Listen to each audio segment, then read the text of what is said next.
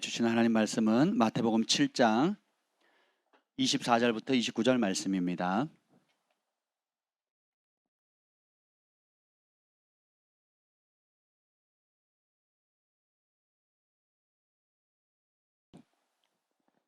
마태복음 7장 24절부터 29절 말씀 다 찾으셨습니까? 아멘. 우리 한 절씩 교도하겠습니다. 그러므로 누구든지 나의 이 말을 듣고 행하는 자는 그 집을 반석 위에 지은 지혜로운 사람 같으리니 비가 내리고 창수가 나고 바람이 불어 그 집에 부딪히되 무너지지 아니하나니 이는 주추를 반석 위에 놓은 까닭이요. 나의 이 말을 듣고 행하지 아니하는 자는 그 집을 모래 위에 지은 어리석은 사람 같으리니 비가 내리고 창수가 나고 바람이 불어 그 집에 부딪힘에 무너져 그 무너짐이 심하니라. 예수께서 이 말씀을 마치심에 무리들이 그의 가르치심에 놀라니 이는 그 가르치시는 것이 권위 있는 자와 같고 그들의 서기관들과 같지 아니함일러라. 아멘. 아멘. 성령 하나님 환영합니다. 오늘 오셔서 진리의 빛을 비춰 주시옵소서. 우리가 주의 말씀을 열면 성령께서 빛을 비추어서 우둔한 자로 지혜롭게 하신다는 그 약속의 말씀을 신뢰합니다. 지혜와 계시형을 주사 하나님을 알게 하시고 그 깨달은 진리로 말 순종함으로 열매 맺게 하여 주시옵소서. 여호와의 영이 나를 통해 말씀하시며 그 말씀이 내 혀에 있도다는 은혜를 이 밤에 강력히 부어 주시옵소서. 오늘 원근 각지에서 또 실시간으로 예배하는 주의 사랑하는 사모하는 주의 백성들 가운데 성령님 친히 찾아가 주시고 말씀하시고 치유하시고 소망을 주시고 진리로 자유케 하여 주옵소서. 예수님의 이름으로 기도합니다. 아멘. 여러분 오늘 하루도 잘 지내셨습니까? 네. 또 올 한 해가 이제 어느덧 기울어져 가고 있습니다. 한 해를 마무리하는 것은 또 아쉽기도 하고 또 감사하기도 하지만 또 다른 새해를 맞이할 수 있는 또 기회이기도 합니다. 우리가 계절의 변화를 통해서 자연스럽게 만물이 성장하기도 하고 또 쇠락하기도 하고 또 조용히 땅에 묻혔다가 다시금 새싹이 돋으면서 또 자라가는 이런 모습들을 보면서 우리의 성장도 그런 것 같습니다. 그냥 수직으로 팍 올라갔거나 수직으로 곤두박질 치는 게 아니고 이런 계절의 변화처럼 그런 과정들을 통해서 서서히 변화되어져가는 그런 과정들을 우리가 이해를 하시면 마음의 여유가 있어요. 그렇지 않고 목적 중심으로 저게 목적이야 팍 쟁취하고 또 다른 목적 팍 쟁취하고 또 다른 목적 팍 쟁취하다 이런 삶을 살면요 여러분 지금 주어주시는 주님의 은혜와 축복을 누리지 못합니다. 그런데 이 모든 것이 여러분 보세요. 계단 위에 지금 여러분 내려다보시 보시면 뭐가 떨어져 있죠? 낙엽이 떨어져 있어요. 예전엔 제가 어떻게 생각했을까요? 쓰레기죠, 쓰레기. 누가 이놈의 낙엽은 왜 이렇게 떨어지는 거야? 쓰레기였어요. 그리고 왜 청소를 안 하는 거야? 뭐 이렇게 생각을 하죠. 이걸 또 언제 청소하나? 뭐 이랬습니다. 근데 요즘은 내가 주님 만날 날이 가까워지고 오잖아요. 어떻게 보이는지 아세요? 너무 이쁜 거예요. 그 낙엽이 어떻게 떨어지지? 색깔이 어떻게 이렇게 다를 수 있지? 그 모양새도 얼마나 이쁜지. 예, 아주 눈이 즐겁고 마음이 즐겁고 되게 행복한 거예요. 여러분, 재혁아 저런 낙엽을 네가 만들 수 있니? 전자레인지에 구우면 될까? 안 되잖아요. 뭐 이렇게 파릇파릇한 것만 좋은 것이 아니라 우리의 삶의 모든 것들, 그리고 제가 이제 자연에 대해서 좀 오래전부터 자연 농법이라든지 이런 자연에 대해서 공부를 조금씩 했어요. 되게 즐겁더라고요. 하면 할수록 하나님께서 우리 자연 만물을 얼마나 신묘막하게 만드셨는지 감탄이 저절로 나옵니다. 바다를 봐도 너무 그 형형색색이 아름답고 하늘을 봐도, 그리고 심지어 이렇게 파릇파릇한 순뿐만 아니라 그리고 다 한때를 지나고 이제 낙엽이 되면서 떨어지는 낙엽까지, 그리고 그것이 퇴비가 되고 그것이 미생물들을 일으켜서 또 다음에 경작하는 작물들이나 우리가 별로 좋게 생각하지 않은 잡초들에 이르기까지도 주님께서 다 먹을 양식과 입을 옷을 주시는 거예요. 이 뭐 완벽하게 돌아가요. 완벽하게. 할렐루야. 거기에 비료 넣고 거기에 농약 뿌리고 거기에 온갖 인간의 손이 닿는 순간 파괴되더라고요. 그죠? 잠깐은 소출을 얻고 잠깐은 벌레를 막는다고 하지만 인간이 인위적으로 만들어서 너무 늘수록 자연은 파괴되는 거예요. 하나님 원래 그 욕심이거든요. 욕심 때문에 그런 거거든요. 하나님의 순리대로 하지 않으면 당장은 내 욕심대로 뭔가를 얻는 것 같은데 어떻게 돼요? 망가지기 시작하는 거예요. 내 욕심대로 우리 아이들 키우면 당장은 아이들이 내 말을 듣고 잘 따라오는 것 같은데 머리 크고 민증 나오고 이제 대학을 가면 말 듣습니까? 일단 장혁이가 아빠보다 키가 크거든요. 잽이 안 돼요, 잽이. 지금 착하니까 말을 듣죠. 그죠? 안 되는 겁니다. 우리가 하나님께서 자연 만물도 순리대로 놔두면 아름답게 가듯이 근데 인간이 인위적으로 하나님 만드신 법대로 안 가면 어그러지기 시작합니다. 자식 농사도 그렇고요. 사업도 그렇습니다. 당장의 이익을 쫓으면 그때는 눈을 속일 수 있고 그때는 내 입에 닿을지 모르겠지만 나중에 그게 모래가 돼서 돌아온다 그랬거든요. 불법을 행하면 입안에 모래로 돌아오거든요. 하나님은 그렇게 만드셨어요. 그래서 지혜가 어디 있습니까? 주님 말씀을 듣는 거예요. 오늘 말씀의 제목은 이겁니다. 재밌는 말씀인데 따라합시다. 나에겐 답이 없습니다. 예, 주님께 있습니다. 이게 겸손이고 지혜로운 삶을 살아가는 출발점이에요. 나에게 답이 없습니다. 세상은 어떻게 합니까? 우리에게 답이 있다는 거죠. 긍정적인 마음인들 갖고 열심히 하고 수고하고 성실하고 그죠? 아껴 쓰고 그리고 최선을 다하면 좋은 결과가 있다. 맞는 말이에요, 틀린 말이에요? 맞는 말이에요. 맞는 말이라고요. 안 보셨죠? 제 얼굴 한번 보세요. 맞는 말이라고요. 부분적으로 맞는 말이에요. 좋은 말씀이고 그리고 그것은 우리가 지켜야 될 겁니다. 그런데 따라합시다. 좋은 것이 가장 좋은 것을 가로막을 수 있다. 우리가 성실히 하고 수고한 그대로 뭔가 약간의 소득은 얻지만 그것 때문에 하나님이 주신 좋은 것 때문에 하나님의 진리를 거부하는 거예요. 그래서 그 좋은 것이 처음엔 좋았는데 시간이 갈수록 어떻게 해요? 가장 좋은 진리 하나밖에 없는 그 진리를 가로막음으로 해서 좋은 것 때문에 망하는 거예요. 나의 좋은 계획, 나의 좋은 목표, 나의 좋은 어떤 아이디어를 쫓아가다가 어떻게 해요? 나중에는 어떻게 돼요? 그것이 진짜 진리와 부딪히는 순간이 와요. 영원한 진리와 부딪히는 순간이 온다고요. 그것이 갈등이 생기는 순간이 와요. 그러면 하나님 말씀 앞에 영원한 진리 말씀 앞에 복종을 하면 복이 되는데 복종을 하지 않은 나의 따라서 좋은 노력, 좋은 지혜 이 모든 것들은 결국은 뭐예요? 결국은 교만의 금자탑이 되는 거예요. 자기 의의 금자탑이 되는 겁니다. 그래서 그것이 강하면 강할수록 고집센 사람이 되고 강하면 강할수록 완고한 사람이 돼요. 강하면 강할수록 어떻게 해요? 하나님을 대적하는 길을 가게 되는 거예요. 심플한 예로 이렇습니다. 여러분 주변에 착한 사람 있잖아요. 의리 있는 사람 있잖아요. 법 없이 살 사람 있잖아요.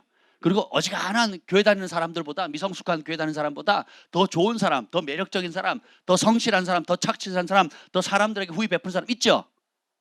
그죠? 할렐루야. 그분들 다 천국 가겠네요. 안 가요?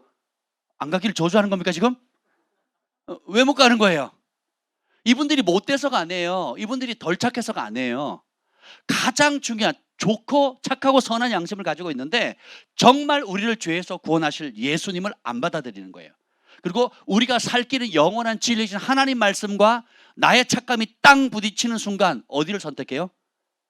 자기의 착함과 자기의 감정과 자기의 의지를 의지함으로 누구를 거부하는 거예요? 하나님과 그분의 말씀을 거부하는 거예요. 그래서 이 하나님 말씀은 살았고 운동력이 있어서 좌우의 날선 검과 같아서 뭐예요? 영과 혼과 관절과 골수를 찔러 쪼갠다 그랬잖아요.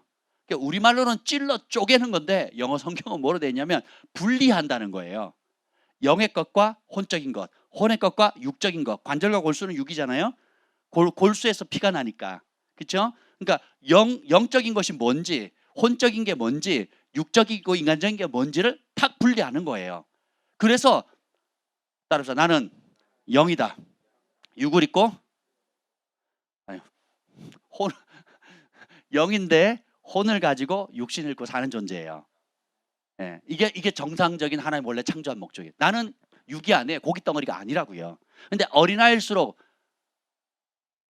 육의 욕구가 채워지지 않으면 성질내고 짜증냅니다. 우리 애기들한테 밥 안 줘보세요. 어떻게 합니까?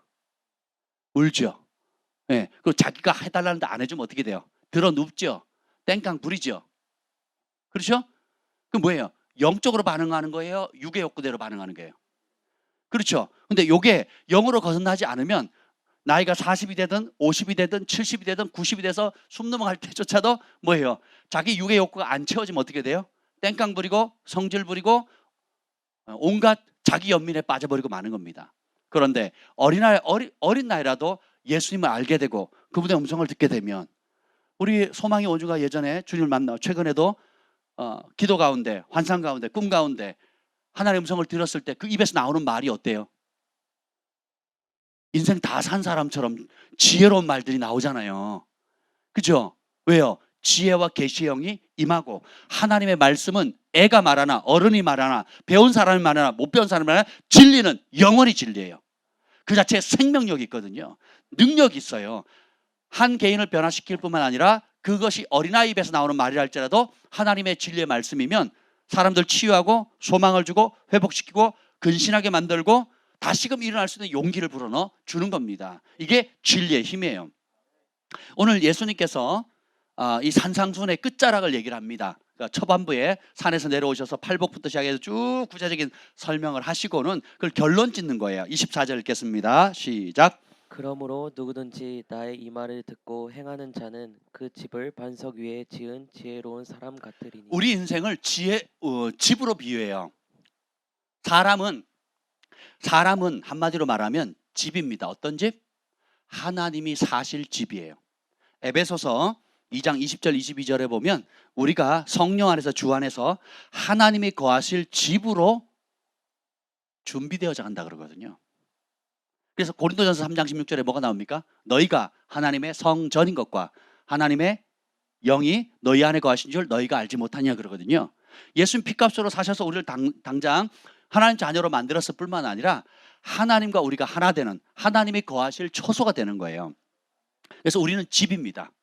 우리 그 설비팀이 얼마 전에 가평에 그 처마를 지으라 그랬더니 창고를 짓겠다고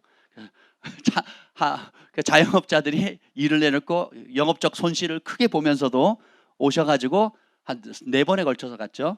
비 맞아 가면서 열심히 건물을 짓더라고요.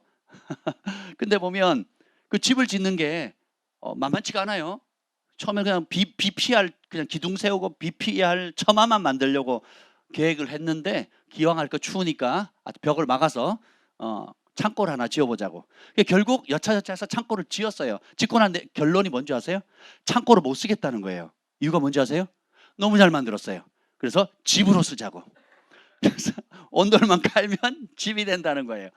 되게 근데 제가 그런 걸 옆에서 도우면서 배운 게 하나가 있는데 집을 짓는 데서 제일 중요한 게 뭐예요? 기초예요, 기초. 어떻게 어렵게 이렇게 시간을 냈는데 자영업자들이 정관동 헤어스케치도 문 닫고 팜파스도 문 닫고 또 각장 이제 직장생활 하시는 분들이 어렵게 어떤 분은 밤새 일하시느라고 잠도 안 주무시고 새벽 3시까지 하고 그 다음날 또 일하러 가신 분도 계셔요. 할렐루야. 코피 터지신 분도 계시고 일하다가 쓰러지신 분도 계시고 밥도 안 주고 팀장님이 막 그렇게 일을 시켰다는. 근데 보면 아니 날씨가 어째 그렇게 안 맞춰주는지 계속 비가 오는 거예요. 그 10월 달에. 한번 생각해보세요. 그 천고마비의 계절에 어떻게 비가 와요? 그래도 더 추워지면 안 된다고 해서 그 훌륭한 그 팀장님의 지휘하에 순종하면서 모든 걸 만들었는데 제가 제일 감동스러웠던 게 뭐냐면 기초 놓는 거였어요. 그냥 세우면 되지. 그렇지 않아요? 그냥 세우면 될 텐데 그렇게 안 하더라고요. 그냥 우리 소망의 온주가 산에 올라가 가지고 저랑 같이 가서 구루마를 끌고 가서 작은 돌들을 다 모았습니다. 그리고 끌고 몇 번 했더니 소망의 온주가 죽으려고 그래요. 더 이상 못 하겠대요. 그래도 팀장님은 계속 가져와야 된대요. 너무 중요하기 때문에 다시 산에 올라가 가지고 그 급경사에 올라가 가지고 소망이랑 온주랑 같이 가 가지고 돌을 줍기 시합을 했어요. 그래가지고 막 둘이 재밌게 했습니다. 아주 돌줍기 시합을 해가지고 가져왔더니 크다고 또 깨야 된답니다. 그러니까 자잘자잘하게 깨가지고 그래서 흙 위에 그냥 집을 지으면 안 되고 일단은 그 길이만큼 골을 내고 거기에다가 산에서 가져온 자갈들을 깔고 그 위에다 블럭을 얹고 수평을 잡아서 시멘트를 바르고 하는 요 작업이 하루 걸렸어요. 하루. 무슨 거대 공사한 것 같잖아요. 그게 3m, 6m인가요? 8m요? 3m, 8m 공간을 만드는데 기초를 넣는데 하루가 걸렸습니다. 그리고 얼마나 감격했는지 몰라요. 그날 마쳤다는 거에 대해서. 우리가 뭐 고층 빌딩을 짓는 것도 아니고 자그마한 창고 하나 짓는데도 기초가 그렇게 중요해요. 그게 왜 이렇게 중요합니까? 그랬더니 그걸 잘못 세우면요, 흙 위에 세우면 다지지 않고 하면 기운다는 거예요. 비가 오거나 또 겨울에 추웠다가 얼었다가 봄에 녹거나 여름에 비가 많이 홍수가 오거나 너무 춥거나 너무 추우면 이렇게 수축되면서 땅이 꺼진다는 거예요. 그래서 그걸 하지 않으면 그걸 안 하면 시간을 하루 단축할 수 있겠죠. 그리고 후다닥 지을 수 있으면 하루 만에도 지을 수 있는데 너무너무 중요하다는 거예요. 그리고 균형을 잡는 거, 수평을 잡는 거. 그래서 옛날 고전 방식으로 투명색 튜브에다가 물을 넣어가지고 수평을 잡더라고요. 그 레이저 레벨기가 비싸다고 레이저 레벨기를 안 사오시더라고요. 안 사오시고 전통과 보수가 빛나는 그걸로 이렇게 수평을 잡는데 참 많이 배웠습니다. 이게 좀 더디 가는 것 같고 그래도 그걸 잘 해놓으면 어떻게 해요? 그때부터는 집을 견고하게 세울 수 있고 그걸 안 잡으면요, 좀 삐딱하게 세우면 어떻게 돼요? 우리 눈에는 별 차이가 없어요. 우리 눈에는 거의 차이가 없거든요. 그런데 그렇게 놓으면 이제 그 위로 벽체를 세울 때마다 세우면 세울수록 안 맞는 거예요. 이쪽 벽체랑 적체랑 안 맞고 또 위쪽도 처마도 다 틀어지기 시작하는 거예요. 첫 단추가 중요하다는 말씀이 있잖아요. 우리의 인생도 마찬가지고 집을 지을 때도 가장 중요한 게 기초와 평형을 잡는 겁니다. 공평해야 되거든요. 그걸 잡으면 그때부터는 일이 수월해져요. 근데 그걸 어렵다고 귀찮다고 그게 뭘 그렇게 중요하냐고 그냥 흙 위에 대강 지어버리면 어떻게 돼요? 빨리 지을 수는 있겠죠. 대신에 그때부터 크게 무너질 수 있다라는 겁니다. 우리의 사람을 하나님은 집으로 비유하십니다. 그래서 하나님이 거하실 처소. 따라합시다. 나는 하나님이 집입니다. 철순의 집에 누가 살아요? 철순의 집에 누가 사냐고요? 영인의 집에는. 너무 질문이 어렵나요? 너무 쉽죠? 그러면 하나님의 집에는 누가 살아요? 하나님 살아요. 우리는 예수 믿고 거듭난 그 순간 하나님의 성령이 예수의 영이 들어와서 사는 하나님의 집이 됐어요. 아멘. 그러면 이 집을 지을 때에 근데 이것이 한 번에 되는 게 아니라 지어져 가는 거예요. 에베소서 2장에 보면 지어져 가는 겁니다. 한번 볼까요? 중요하니까. 에베소서 2장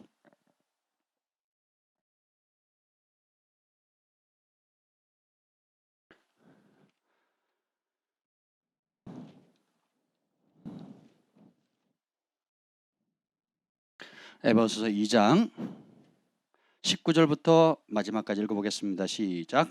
그러므로 이제부터 너희는 외인도 아니요 나그네도 아니요 오직 성도들과 동일한 시민이요 하나님의 아멘. 권속이라. 자, 이제부터 여기 에베소는 이방인들이에요. 이방인, 유대인들이 아니에요. 구별받은 하나님의 백성이 아니에요. 저희와 같은 이방인들이에요. 이제 너네 이방인 아니다. 나그네도 아니다. 뭐예요? 성도들과 동일한 시민이다. 그리고 하나님의 권속, 패밀리라는 거예요. 패밀리, 권속이라는 게 하나님의 가족이 됐다는 거예요. 20절. 너희는 사도들과 선지자들의 터 위에 세우심을 입은 자라. 그리스도 예수께서 친히 모퉁이 돌이 되셨느니라. 계속이요. 그의 안에서 건물마다 서로 연결하여 주 안에서 성전이 아멘. 되어가고. 자, 여기 보면 20절에 보면 사도들과 선지자를 터 위에 이제 집을 짓는 거예요. 토대가 제일 중요하다 그랬죠. 왜 사도들과 선지자들까요? 사도는 하나님의 보내심을 받은 자이고 진리를 전파하는 자예요. 그러니까 하나님이 지명한 자예요. 하나님이 진리를 선포하도록. 그래서 아포스톨로스, 보내심을 받았다. 누구로부터? 하나님으로부터 보내받았고, 선지자는 하나님의 음성을 듣는 자고 하나님의 음성을 듣도록 가르치는 자예요. 지금 주시는 성령의 음성을 듣는 자예요. 그리고 지금 주시는 성령의 음성을 듣도록 주님의 몸된 교회를 가르치는 겁니다. 우리 안에 내주하시는 성령님의 음성을. 그래서 사도들의 진리의 가르침과 성령께서 주시는 그 음성들, 이 사도와 선지자의 그 영적 아비 어머니의 그 가르침의 토대 위에 세우심을 입었다는 거예요. 아멘. 그래서 원수 마귀가 가정을 파괴하려고 하는 거예요. 그래서 영적 권위를 무너뜨리려고 하는 겁니다. 가정이 파괴되면 아버지 어머니를 미워하게 돼요. 그러면 권위자의 축복을 기대하지도 않습니다. 권위자에 대한 증오심 때문에 직장에 가도 권위자들이 싫어요. 학교 가도 권위자가 싫습니다. 어딜 가도 권위자가 싫어요. 그리고 교회 와도 권위자가 싫습니다. 토대 자체를 무너뜨려 버리는 거예요. 근데 하나님의 영이 오면 가정을 회복시키죠. 그리고 순종을 가르치잖아요. 그리고 어디 가도 요셉처럼 시키는 것만 하거나 시키는 것도 안 하는 존재가 아니라 그 주인의 마음을 알아서 그냥 자원하는 마음과 사랑하는 마음이 있기 때문에 사람 앞에서 안 하고 하나님 앞에 하잖아요. 그럼 플러스 원 하는, 화목해 하는 사람, 축복의 통로가 되는 사람이 되는 거예요. 아멘. 그래서 여러분들이 가정이든 육신의 부모님이든 또 영적 부모님이든 상관없이 걸림돌이 없으셔야 돼요. 예, 그러면 복이 됩니다. 그게 토대가 돼요. 그리고 예수님은 모퉁이 돌 된다 그랬죠. 굉장히 중요한 역할을 합니다. 그래서 그 안에서 예수님 안에서 건물마다 서로 연결하는 거예요. 주 안에서 성전이 되어져 가고 22절 너희도 성령 안에서 하나님이 거하실 처소가 되기 위하여 그리스도 예수 안에서 함께 지어져 가느니라. 자, 누구 안에서? 성령 안에서 그리스도 예수 안에서. 그죠? 성령은 뭐예요? 누구의 영이에요? 하나님의 영이고 또 동시에 예수의 영이잖아요. 자, 보세요. 재혁이의 영과 철수의 영이 같을 수 있어요, 없어요? 없죠. 다르잖아요. 별개의 존재잖아요. 근데 보세요. 성령님은 한 분이죠. 근데 그 성령님을 두 단어로 다르게 표현해요. 예수의 영이라고 하고 하나님의 영이라고 그래요. 왜요? 신비거든요. 하나님과 예수님과 성령님이 한 분이라는 거예요. 그분이 우리 안에 들어오셔서 우리를 초소 삼게 영원히 거할 처소로 집으로 삼으시겠다는 거예요. 할렐루야. 근데 이 집은 지어져 가는 거예요. 지어져 가는 겁니다. 그러니까 지어진 게 아니에요. 지어져 가는 겁니다. 아멘. 그리고 이게 개인적으로도 지어져 갈 뿐만 아니라 21절 읽어봅시다. 시작. 그의 안에서 건물마다 서로 연결하여 주 안에서 성전이 되어가고. 예수님은 머리시고 그리고 우리가 몸의 지체라 그랬잖아요. 머리 하나 다리 하나면 지체가 될 수가 없죠. 사람이 될 수 없죠. 머리에다가 그 다음에 양팔과 두 다리와 각종 장기가 균형을 딱 맞춰야 온전한 사람이 되잖아요. 주님이 지어져가는 우리의 성전도 우리의 개인적인 것뿐만 아니라 주님이 성령을 주셔서 만드신 이 교회도 함께 건물마다 상합하고 연합해가지고 하나가 되어가는 거예요. 이게 신비해요. 이게 잘 될수록 빛이 세지고 이것이 안 될수록 분열과 원수가 침범할 수 있는 빌미를 제공하는 겁니다. 혼자 쓰면 사람 인자가 이게 짝대기 두 개잖아요. 혼자 쓰면 자빠지기 쉬우니까 둘을 기대해 놓은 거예요. 혼자 살 수 없는 거예요. 그래서 그리스도의 몸도 성령 받은 사람이 혼자서 잘할 수 있지만 둘이면 천을 이루고 아니고 하나면 천을 이루고 둘을 이루면 이천이 아니고 만을 이루는 거거든요. 그럼 셋이면 어떻게 돼요? 10만이 되는 거죠. 성경 안 나와서 잘 모르시겠어요? 뭐 괜찮아요. 연합할 때 오는 파장이 엄청 큰 겁니다. 어제 양육 가면서 우리 어떤 형제님이 그 얘기 하시더라고요. 이제는 우리 창고로 공사를 하면서 우리 설비팀이 남자들이 몇 사람 모이면 뭐든지 할 수 있겠다라는 용기를 얻었대요. 그래서 팀장님이 명령만 내리면 모든 걸 스탑하고 일을 하겠답니다. 할렐루야. 정관동 헤어 스케치, 정관동 인테리어, 정관동 킹덤 빌더 왕왕 늘어나게 될 것 같습니다. 근데 보세요. 혼자서도 잘할 수 있지만 물론 우리 각자가 먼저 견디고 있어야 되겠죠. 동시에 연합할 때 그 파장은 이루 말할 수가 없습니다. 그래서 그리스도를 경외함으로 피차 복종하라. 서로를 남을 나보다 더 낫게 여기라 그러는 거예요. 하나님이 나 같은 사람도 이렇게 구원하시고 나 같은 사람도 변화시키고 나 같은 사람도 부르심을 주시고 나 같은 사람도 은사 주시고 나 같은 사람도 이렇게 사용하실 수 있다면 하나님 못 쓰실 사람 있어요 없어요? 이게 복음입니다. 모르면 자기가 뛰어난 줄 알아요. 모르면 내가 잘난 줄 압니다. 모르면 내가 좀 더 열심히 있어서 특심이 탁월해서 그런 줄 알아요. 오늘 김 목사님 오다가 이런 얘기를 했습니다. 차 타고 오다가 이런 얘기를 했어요. 저는요 똑똑한 사람 그리고 항상 가면서 똑똑하고 이해력이 뛰어난 사람들만 가르치고 해왔었는데 하나님께서 요즘 전혀 그렇지 않은 상황으로 몰아가셔서 지혜가 많이 필요하다고. 저는 반대거든요. 전 제 주변에 똑똑하고 탁월한 사람보다 그냥 평범하다 못해 부족한 사람들하고 늘 자랐거든요. 그러다가 이제 좀 똑똑한 사람들, 탁월한 사람들 좀 만나고 있어요. 뭐 이리 가나 저리 가나 똑같습니다. 밑에서부터 배우든 위에서부터 배우든 밑에서 올라가든 위에서 내려오든 우리가 그리스도 안에서 함께 연합해서 지어져 가는 법을 배워야 됩니다. 아멘. 그래서 보면 자 다시 돌아오면 그러면서 여러분들이 집이라는 거 배우셨죠? 예. 근데 하나님 거하실 집을 좀 토대를 잘 잡아야 되는데 인생의 집을 세울 두 가지 터전. 오늘 그 마태복음 7장에 보면 두 가지 터전이 나오죠. 반석 위에 집을 짓는 사람과 모래 위에. 반석이라는 게 페트라예요. 페트라. 여기서 베드로라는 말이 나와요. 베드로.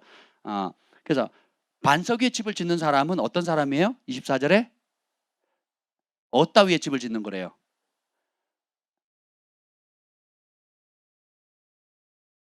자, 반석 위에 집을 짓는 사람은 지혜로운 사람인데 그 사람을 어떤 사람을 반석 위에 집을 짓는 지혜로운 사람이라고 말을 합니까? 예수님의 말씀에 대한 태도예요. 예수님의 말씀에 대한 내 중심의 태도라고요. 잠깐 생각해 보세요. 예수님의 말씀의 무게를 어떻게 생각하는가? 그리고 내 삶에 있어서 예수님의 말씀은 어느 정도의 가치를 가지고 있는가? 얼마나 내가 순종하기를 즐거워하는가? 혹은 내가 예수님의 말씀에 대한 얼마나 관심이 있는가? 그 말씀에 대한, 그리고 예수님의 말씀이 얼마나 내 삶의 우선순위에 있는가? 두 번째인가, 세 번째인가, 네 번째인가? 아니면 필요할 때만 이용하는 거, 자판기 같은 건가? 아니면 내 목숨과 같은 건가? 이 태도가 영생을 결정합니다. 태도가 우리 인생을 결정해 버리는 거예요. 성령을 받고 내가 어떤 존재인지, 하나님이 어떤 분인지를 알아가면 첫 번째 깨닫는 게 뭔지 아세요? 따라합시다. 나에게 답이 없습니다. 이게 겸손입니다. 우리가 힘 있고 지혜 있고 잘 나갈 때는 내 마음대로 다 될 것 같죠. 사업 잘 될 때는 내 마음대로 사업이 잘 될 것 같잖아요. 그리고 애들이 어릴 때는 부모가 어떻게 해요? 요놈들 내 마음대로 다 할 것 같죠. 그렇지 않습니까? 그리고 젊었을 때는 이 건강이 영원할 것 같잖아요. 그렇죠? 근데 조금만 지나면 어떻게 됩니까? 뭐 물건 드는 게 싫어요, 요즘은. 제가 우리 김 목사님 갈 때 한 가지 불편한 게 있어요. 저는 어떻게든지 안 들고 다니려고 하거든요. 제가 운동을 좋아하지만 뭘 드는 걸 싫어합니다. 그래서 어디 여행을 가든 뭐 하든 최소화 아니면 평소에 이제 국내에 다닐 때는 안 들고 다닙니다. 하루를 다닐 때 어떻게 주머니 다 넣든지 뭐 어떻게 하든지 안 들고 다녀요. 근데 우리 여성들은 어떻게 돼요? 남자들이 모르는 비밀들이 많기 때문에 가방에 온갖 끝도 없이 나오잖아요. 그죠? 애기용품부터 해서 뭐 별의별 게 다 나오잖아요. 거기까지 좋아요. 왜 그걸 나를 들게 하냐 말이야. 힘들대요. 그래서 뭐 어쩌대요. 뭐 어떻고 피곤하고 나도 힘들거든. 나도 피곤한데 왜 남의 가방을 나보고 들라 그러냐 말이야. 힘들어요. 예, 결혼하기 전에는 다 나한테 시키라고 내가 알아서 다 하겠다고 없는 것도 막 장모님 그 화분도 막 큰 걸 나르다가 제가 허리 다 삐끗해가지고 막 한 달이 아프더라도 괜찮다고 막 그랬었는데 지금은 어떻게 해요? 아유 뭐 하나 드는 것도 싫어요. 하루를 마치고 뭐 음료수 하나 들고 가는 거 뭐 이렇게 생활용품 뭐 들고 들어가는 것도 막 그렇게 되더라고요. 제가 이해가 되니? 이해가 안 되지? 멀지 않았어 너도. 우리 인생은 그렇게 연약한 존재입니다.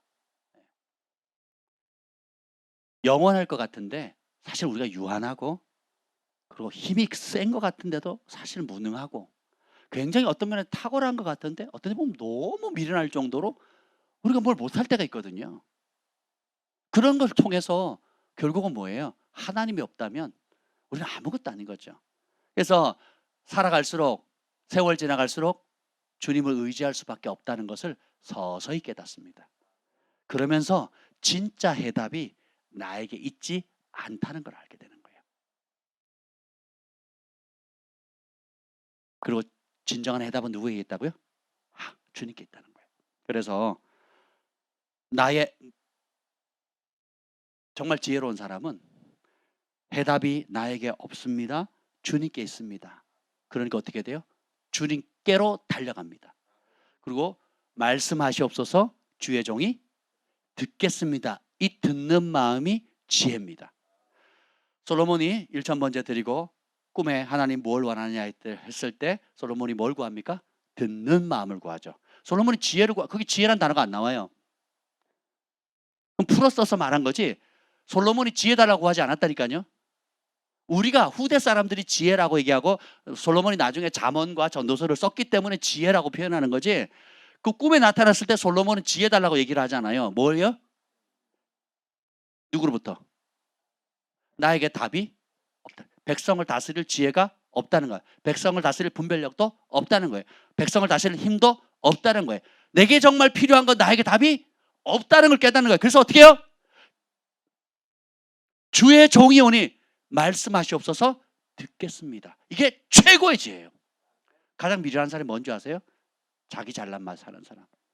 내가 똑똑하고 내가 노력하고 내가 열심히 해서 내가 했으니까 나는 다 할 수 있다고, 내 주먹을 믿는다고. 제가 어릴 때 저희 아버지한테 제일 많이 듣는 말이 뭔지 아세요? 제가 예수님 믿고 천국 가세요. 아버지 회개하시고 전도를 무지 했습니다. 집에 쫓겨나고 정신 들면 또 복음 전하고, 쫓겨나고 또 정신 들면 복음 전하고, 영적 기도만 한 수십 번을 시켰어요. 진짜로. 결혼하고 우리 김 목사님이 또 영적 기도 시키고, 제가 또 데려가는 우리 교회학교 선생님 또 집사님 아는 분들 데려가면 또 영적 기도 시키고 잘 따라 하십니다. 근데 우리 아버지가 뭐라 그러는 줄 아세요? 맨날 내가 야 너나 잘 믿어라. 나는 내 주먹을 믿는다. 나는 내 주먹을 믿는다 그러셨어요. 그때는요 젊으셨거든요. 수영하시고 태권도도 하시고 그리고 광산에서 17년을 하셨는데 몸이 얼마나 건강하신지 몰라요. 막장에서 일을 하셨음에도 불구하고. 그러니까 내 주먹을 믿는다 그러죠. 근데 지금은요 세월 앞에 장사가 없어요. 세월 앞에 장사가 없습니다. 틀니 하셨고요. 허리 수술 여러 번 하셨고요. 무릎도 안 좋으세요. 예, 그리고 기타 여러 가지 노인성 여러 가지 연약한 부분들이 있잖아요. 그렇지 않습니까? 근데 우리 아버지만 그 길을 가시는 거예요? 아니 모든 사람이 그 길을 가잖아요. 연약해지는 것이 자연스럽거든요. 주님께서 그렇게 만드셨어요. 원래는 의도하지 않았지만 죄로 말미암아 사람에게 70 강건하면 80을 살도록 그렇게 정하셨잖아요. 그럼 그 순리대로 받으면서 지혜롭게 어떻게 해요? 하나님 말씀하신 대로 내 삶을 재정렬해야 되는 거예요. 나에게 답이 없습니다. 그럼 절망이죠. 절망하는 게 겸손이에요. 그리고 어떻게 해요? 거기서 끝나는 게 아니라 복음이 뭐예요? 나에게 답이 없는데 거기서 절망을 하는 것이 아니라 주님께 답이 있습니다. 그래서 어떻게 해요? 나의 이 말을 들으라. 이게 지혜라는 거예요. 미련한 자는 뭐예요? 미련한 자는 삶의 기준이 뭐예요? 나예요, 나. 따라서 내가 기준이다. 그 말은 뭐예요? 나에게 답이 있다라는 거예요. 그리고 방향이 어떻게 됩니까? 내가 원하는 대로예요. 내가 기준이고 내가 원하는 대로예요. 내가 원하는 사업, 내가 원하는 인생, 내가 원하는 만남, 내가 원하는 결혼 생활, 내가 원하는 돈, 내가 원하는 쾌락, 내가 원하는 명예, 모든 출발점이 뭐예요? 나로부터 시작되는 거예요. 성경에 여러 가지 복잡한 것 같아요. 하나님을 기쁘시게 하는 사람, 또 하나님의 저주를 받은 사람, 하나님의 은총을 입은 사람, 또 스스로 멸망하기를 자초하는 사람의 공통적인 특징이 뭔지 아세요? 출발점이 달라요. 복잡한 것 같아도 출발점이 다릅니다. 질문이 나로부터 시작하는 사람은 모래 위에 집을 짓는 사람이에요. 광야에서 이스라엘 백성들이 하나님이 구출해서 10가지 재앙을 구출하니까 막 찬송을 하죠. 노예생활에서 430년의 노예생활을 해방시키려 할렐루야 하죠. 성전을 짓겠다니까 어떻게 해요? 각장 금은 보화를 모세가 그만 가져라 그만 가져라 할 정도로 막 자기 모든 걸 주잖아요. 그렇게 건축하는 교회를 제가 본 적이 없습니다. 제가 어릴 때부터 개척교회에서 교회 건축하는 데를 많이 가는 곳마다 건축을 했거든요. 그래서 정말 수고를 많이 해서 몸으로도 봉사하고 제가 최선을 다해서 물질을 심었지만 어느 교회도 교회에서 교회 건축 다 해서 그만 가져오세요 하는 교회를 본 적이 없어요. 자, 그러면 적어도 재정적인 영역에 있어서 누가 믿음이 뛰어나요? 우리가 뛰어나요? 이스라엘 백성이 뛰어나요? 네. 근데 그 이스라엘 백성들이 그렇게 탁월한 면이 있음에도 불구하고 정작 현실에서는 뭐예요? 모든 불평하는 뿌리가 뭡니까? 내가 목마른데 왜 물이 없냐 이거예요. 내가 고기 먹고 싶은데 왜 고기 안 주냐 이거예요. 내가 저기 가나안 정탐꾼 얘기 들어보니까 너무 두렵고 우리가 잽이 안 될 것 같으니까 내가 두려운데 왜 이런 두려움을 줬냐 이거예요. 나만 죽을 뿐만 아니라 우리 새끼들도 다 죽을 것 같아. 그러니까 모든 기준, 질문이 어디로부터 시작해요? 나. 그 모판이 자기예요, 자기. 한마디로 말하면 뭐예요? 자기 사랑의 모판 위에 끝까지 고집하는 겁니다. 그런데 그런 와중에 대다수가, 압도적인 수가 그 일을 택했지만 그 중에서 하나님을 경외하는 모세와 하나님의 여호수아 갈렙은 질문이 어디로부터 시작합니까? 하나님이 약속하셨다는 거예요. 하나님 말씀하셨다는 거예요. 하나님이 함께 하시면 저들은 우리의 밥이라는 거예요. 그리고 문제가 빠방 터지면 사람들은 나로부터 왜 내가 불편하게 하고 나에게 위험을 빠뜨리게 하고 내가 원하는 방대로 안 해주냐고 백성들을 원망하는데, 모세는 그런 문제가 빵 터지면 어떻게 해요? 하나님 앞에 아침부터 저녁까지 엎드립니다. 어디로부터 답을 구해요? 모세가 답이 있어요, 없어요? 이스라엘 백성 답이 있어요, 없어요? 없죠. 그래서 백성들은 답이 없으면 하나님께 찾는 게 아니라 누구예요? 사람에게 화살을 쏘는 겁니다. 그런데 하나님의 종 모세는 어떻게 합니까? 문제와 어떤 종류의 문제와 상관없든지 답을 어디서 찾아요? 하나님께 찾는 겁니다. 이게 어마무시한 차이가 와요.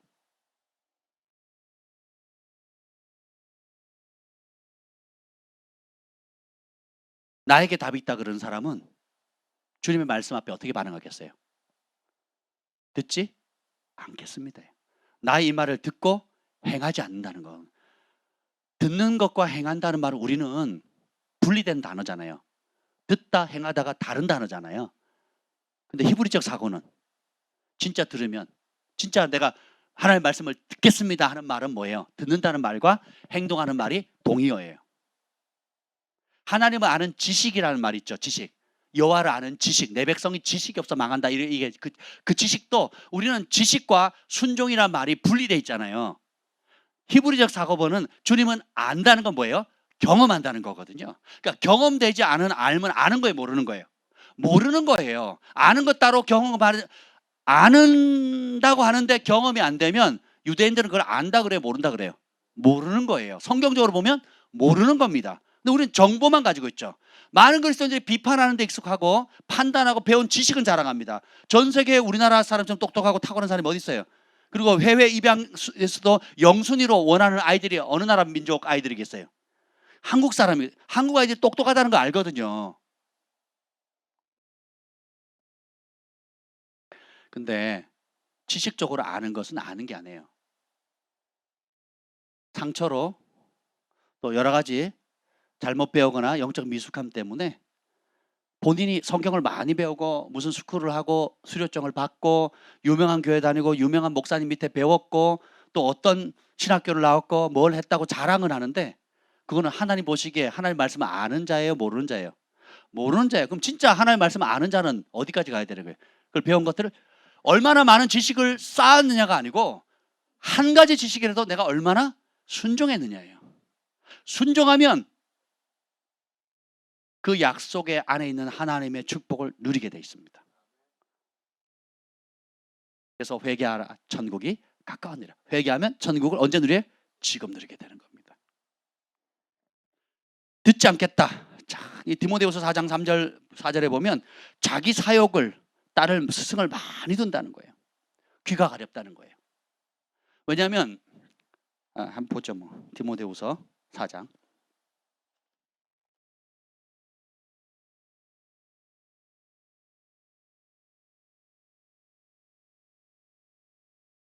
우리 자신과 그리고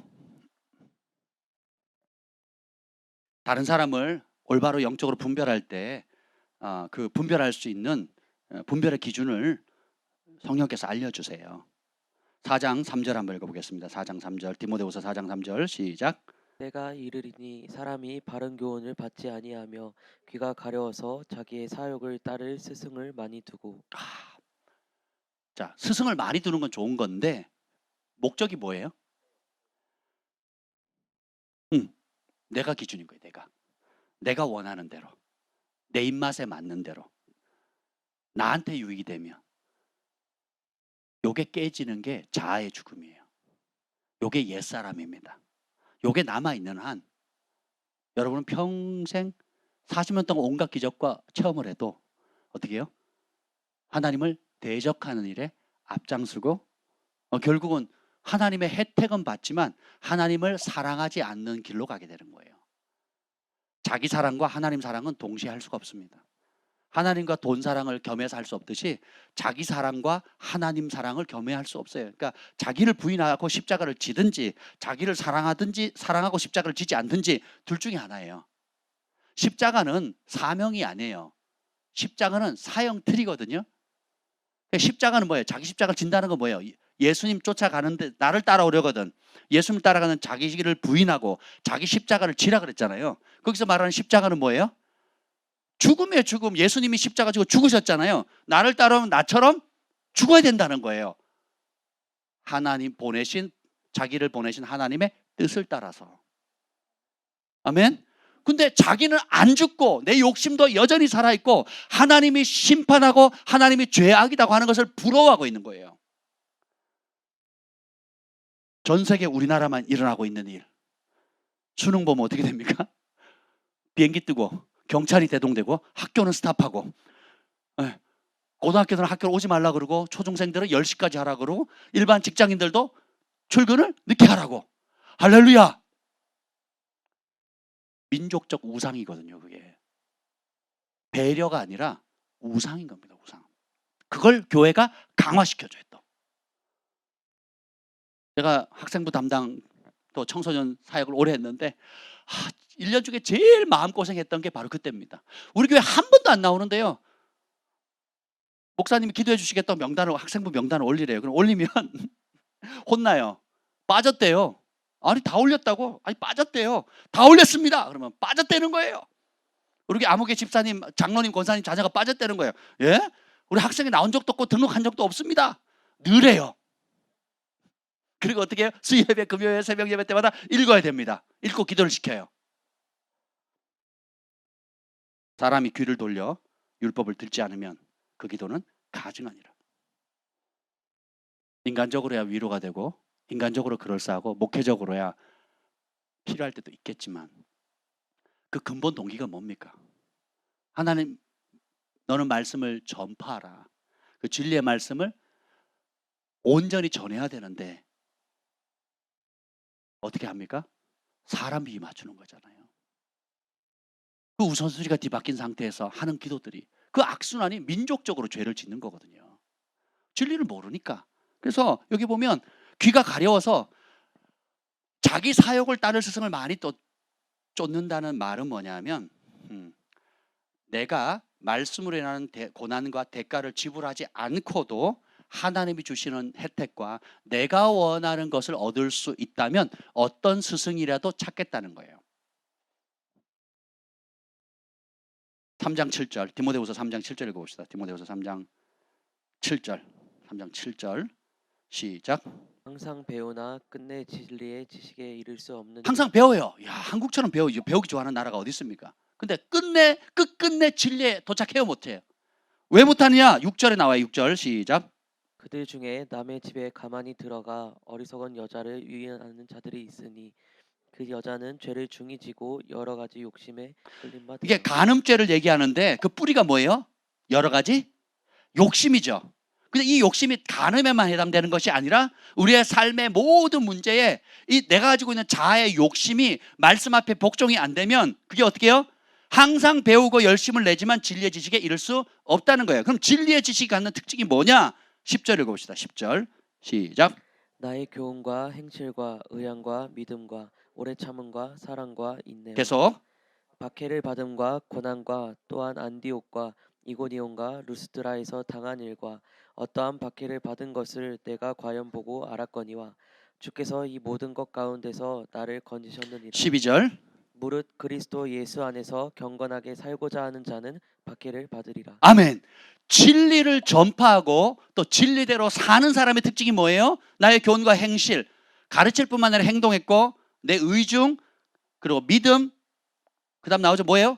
오래 참음, 사랑, 인내, 그 다음 뭐예요? 박해를 받음과 고난, 그 다음 루스드라에서 당한 일, 어떠한 박해를 받은 것을 너희들이 다 보지 않느냐? 에베소 교회들 다 보지, 디모데에 다 보지 않았느냐? 그러면서 한 방 빵 때리죠. 12절 시작. 무릇 그리스도 예수 안에서 경건하게 살고자 하는 자는 박해를 받으리라. 경건이라고 쓰고 박해라고 읽으셔야 돼요. 저는 박해를 안 받는데요. 어떤 분이 얘기하더라고요. 저는 박해를 받아본 적이 없다고. 예수님 때문에 고난 받은 적이 없다고. 왜 그런지 아세요? 왜 그럴까요? 자기중심 정신 신앙생활을 해서 그렇습니다. 내가 원하는 예수님께서 주시는 혜택과 내가 원하는 기도 응답 이런 부분에 익숙하죠. 영적인 어린아이입니다. 자녀들아, 청년들아. 자녀들은 사랑을 받아야 되잖아요. 받는 모드로 너무 오래 있었던 거예요. 받는 어린아이 모드로 너무 젖이나 먹는 어린아이 모드로 너무 있는 거예요. 근데 성경은 계속 나옵니다. 경건이라 쓰고 뭐라고 해요? 박해라. 그리고 박해라 쓰고 상급이라고 보거든요. 박해라고 보고 영광이라고 보거든요. 근데 우리는 그 길을 안 가요. 항상 배우고 열정을 내지만 초점이 뭐예요? 뿌리가 뭐예요? 여러 가지 욕심이에요. 3장 2절 뭐라고 나옵니까? 그 뿌리 예전에 다뤘죠? 디모데후서 3장 2절 시작. 사람들이 자기를 사랑하며 돈을 아멘. 사랑하며 자기 사랑, 돈 사랑, 자랑, 교만, 비방, 부모 개혁, 감사치 않는 거, 거룩치 않고 무정하고 원통 풀지 않고 모함 절제하지 못하고 사나우며 선한 거 좋아하지 않고 배신하며 조급하며 자만하며 쾌락을 사랑하기를 하나님 사랑과 더하는 이유의 뿌리가 뭐예요? 자기 사랑이에요. 그 자기 사랑의 근원은 욕심입니다. 근데 십자가에 죽이면 영적 어린아이를 탈피하면 말씀이 들어오죠. 요한일서에 자녀들은 받아야 되고 청년들은 말씀으로 어둠과 싸워 이기죠. 말씀을 선포하죠. 그리고 말씀을 가지고 대가를 지불하는 거거든요. 그러니까 어떻게 돼요?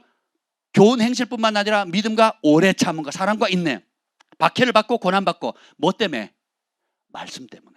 그리고 어떻게 해요? 딱 결론을 줘버립니다. 무릇 그리스도 예수 안에서 경건하게 해서 살고자 하는 자는. 예수님 말씀 따라 살기를 원하십니까? 하나님이 인정하는 사람 되기를 원하세요? 그럼 어떻게 해요? 박해를 받으리라. 의인은 고난이 없느니라로 읽으시면 안 된다고요. 성경은 뭐라 그럽니까? 의인은 고난이? 근데 나는 고난 받은 적이 없어요 하면 여러분 뭐예요? 거듭나지 않았거나 혹은 영적으로 어리거나 아니면 박해가 올 때 피해가는 데 익숙한 사람이에요. 그래서 적절히 거리를 두고 다니는 거예요. 적절히 교회 생활도 적절히, 사회 생활도 적절히, 사람과의 관계 생활도 적절히. 내가 너 피곤하게 안 할 테니까 나 피곤하게 하지 마. 목사님 제가 교회 안에서 적절히 할 테니까 목사님 저 건드리지 마세요. 그래서 경계가 자기 중심적인 경계가 확 꺼져 있는 거예요. 그래서 성경은 뭐라고 말합니까? 에바브로디도와 디모데가 왜 칭찬을 받아요? 바울이 어려웠을 때, 교회가 어려웠을 때 다 자기 일에 열심을 내느라고 우리 주 예수 그리스도에 관심이 없었죠. 근데 에바브로디도는 목숨 걸고 하죠. 디모데도 목숨을 걸죠. 왜요? 바울이 그렇게 살았죠. 그게 복음이라는 걸 아는 거죠. 그래서 그리스도 예수 안에서 경건하게 살고자 하는 자는 말씀이 그러하기 때문에 그 말씀에 목숨을 거는 거예요. 그러면 하나님을 두려워하기 때문에 사람에 대한 두려움이 없어요. 왜 예수님께서 세리와 죄인과 창기들의 친구입니까? 그들은 끝장난 인생이에요. 부모 형제도 다 버렸고 세상 사람도 조롱질하고 자기도 자기 자신을 포기한 사람들이에요. 언제 죽어도 뭐 별 그게 없어요. 그냥 막장 인생, 끝난 인생이에요. 끝난 인생. 그런 날을 찾아오셨고 그런 날을 고치셨고 그런 날을 자유케 하셨고 그래서 다시 한번 새 생명을 거듭나서 새 생명을 주신 거예요. 참된 자유를 주신 거예요. 그러니까 이제 더 이상 잃을 게 있어요 없어요? 이미 난 죽었어. 예수 믿기 전에 믿는 순간 과거에 나는 죽어버린 거예요. 나머지 인생은 뭐예요? 덤으로 사는 거예요. 덤 인생이에요. 그러면 우리 가운데 어느 누구도 자기를 위해 사는 자 없고 자기를 위해 죽는 자 없도다. 우리가 살아도 주를 위해 살고 죽어도 주를 위해 죽나니 사나 죽으나 우리는 주의 것이로다. 어려운 거예요? 자연스러운 거예요? 자연스러운 겁니다. 메타인지 되는 은혜가 있기를 축복합니다. 그러면 여러분의 인생은 예수님의 말씀에 못판 위에 세웠어요? 자기 사랑의 못판 위에 세웠습니까? 몰라요. 그래서 다시 복음서로 돌아갑니다. 어떻게 아느냐? 내가 하나님의 집이고 이제 이 집을 반석 위에 집을 짓든지 모래 위에 집을 짓든지 우린 짓고 있는 중이에요. 짓고 있는 중입니다. 아멘. 지어진 게 아니에요. 지어져 가고 있어요. 개인적으로 그리고 교회 안에서 연합적으로 지어져 가고 있습니다. 그러면 여러분 말씀 위에 반석 위에 집을 짓고 싶으시죠? 근데 그럼 내가 진짜 말씀 위에 집을 짓고 있는지 모래 위에 집을 짓고 있는지 어떻게 알아요? 자, 25절 마태복음 7장 25절 읽어보겠습니다. 시작. 비가 내리고 창수가 나고 바람이 불어 그 집에 부딪히되 무너지지 아니하나니 이는 주추를 반석 위에 놓은 까닭이요. 자, 지혜로운 사람이든 미련한 사람이든 하나님 보시기에 하나님의 말씀, 예수님의 말씀을 사랑하니까 비도 없고 창수도 없고 바람도 없는 게 아니죠. 또 하나님 말씀을 무시하고 자기 마음대로 산다고 해서 더 많은 비나 더 많은 창수나 더 많은 바람을 주지도 않으신다는 거예요. 따라합시다. 똑같이 우리 인생에 비, 창수, 바람을 줍니다. 성경의 첫 번째 비가 언제 언급되느냐? 창세기 나오거든요. 창세기 7장에 그 사람들이 생각하는 게 다 악하고 하나님 사람 지으신 걸 후회하시거든요. 그래서 어떻게 해요? 물로 심판하시는 거예요. 그 이전에는 비가 있어요, 없어요? 없어요. 이슬이 내리거든요.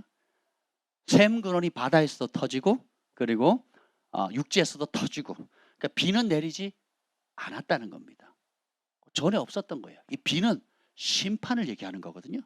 비가 온다라는 말 자체가 말같지도 그 당시에 예수님 재림한다 하는 사람처럼 소리처럼 들리는 거예요. 예수님이 누구래? 비가 뭐래? 비라는 개념 자체가 없는 거죠. 근데 주님께서 어떻게 해요? 그걸로 심판하시겠다는 겁니다. 비는 실체를 드러내요. 우리의 마음의 실상을 드러납니다. 오늘날로 얘기를 한다면 또 다른 모습이 될 수 있겠어. 어떤 모습이냐면 비가 많아지면 어떻게 돼요? 창수라는 게 강물이거든요. 강물. 그러니까 탕류라고 또 표현되어 있죠. 홍수 같은 비가 많이. 우리가 주님의 말씀을 따르게 되면 노아의 상황이 벌어져요. 노아는 주님의 음성을 듣습니다. 그리고 그걸 방주를 준비하죠.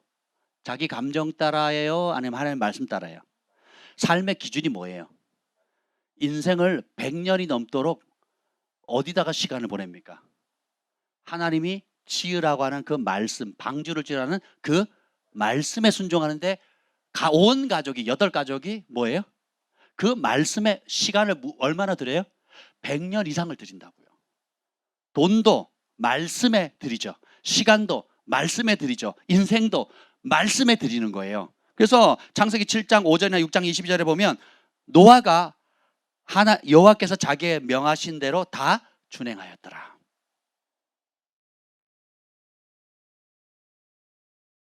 근데 사람들은 관심이 없죠. 우리가 주님의 말씀을 믿고 따르게 되면 그 말씀에 대한 반응들이 다 다릅니다. 사람들이 어떻게 해요? 조롱하거든요. 비웃습니다. 그리고 심지어는 미쳤다 그럽니다. 그런 환경 속에서도 우리는 우리의 마음이 어떻게 반응할 수 있는가, 이게 굉장히 중요해요. 또 하나는 현실적으로 여러분이 이번 코로나를 겪으면서도 직장을 잃거나 직장생활에서 왕따가 당하거나 또 가족과 형제들, 친지들, 특히 여러분과 평소에 가까이 지내는 사람들부터 얼마나 어려움을 당했습니까? 그것이 개인적으로 단비처럼, 비는 피할 존재가 없잖아요. 다 맞는 거죠. 인생의 어려움들이죠. 하나님의 심판들이 있어요. 그 허락하는 이유가 있다니까요. 그러면 비가 내리면 모래는 어떻게 돼요? 흙은 어떻게 됩니까? 찐흙이 되잖아요. 찐흙.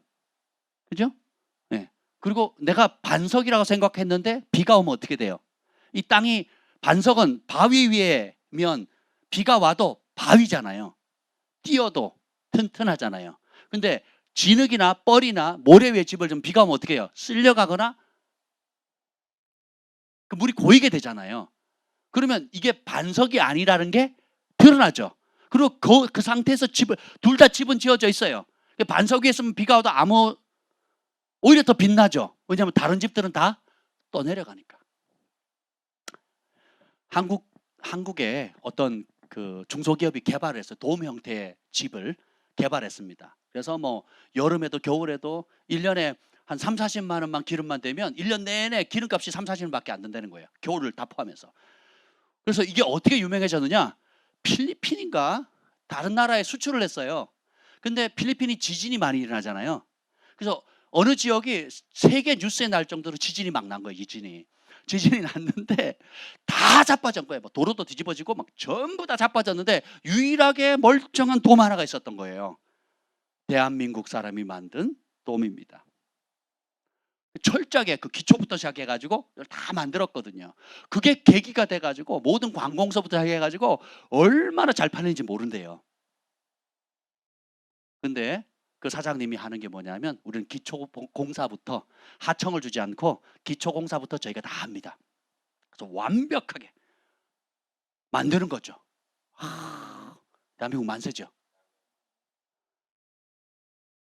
그냥 봤을 때는 아유 뭐 저게 집이야? 저게 뭐 별 가치가 있어? 라고 하는데 비가 오니까 인생의 폭풍이 몰아치니까 그리고 감당치 못할 여러 가지 문제가 빠바방 터지니까 무너지는 것과 무너지지 않는 것, 흔들리는 것과 흔들리지 않는 게 드러나는 거죠.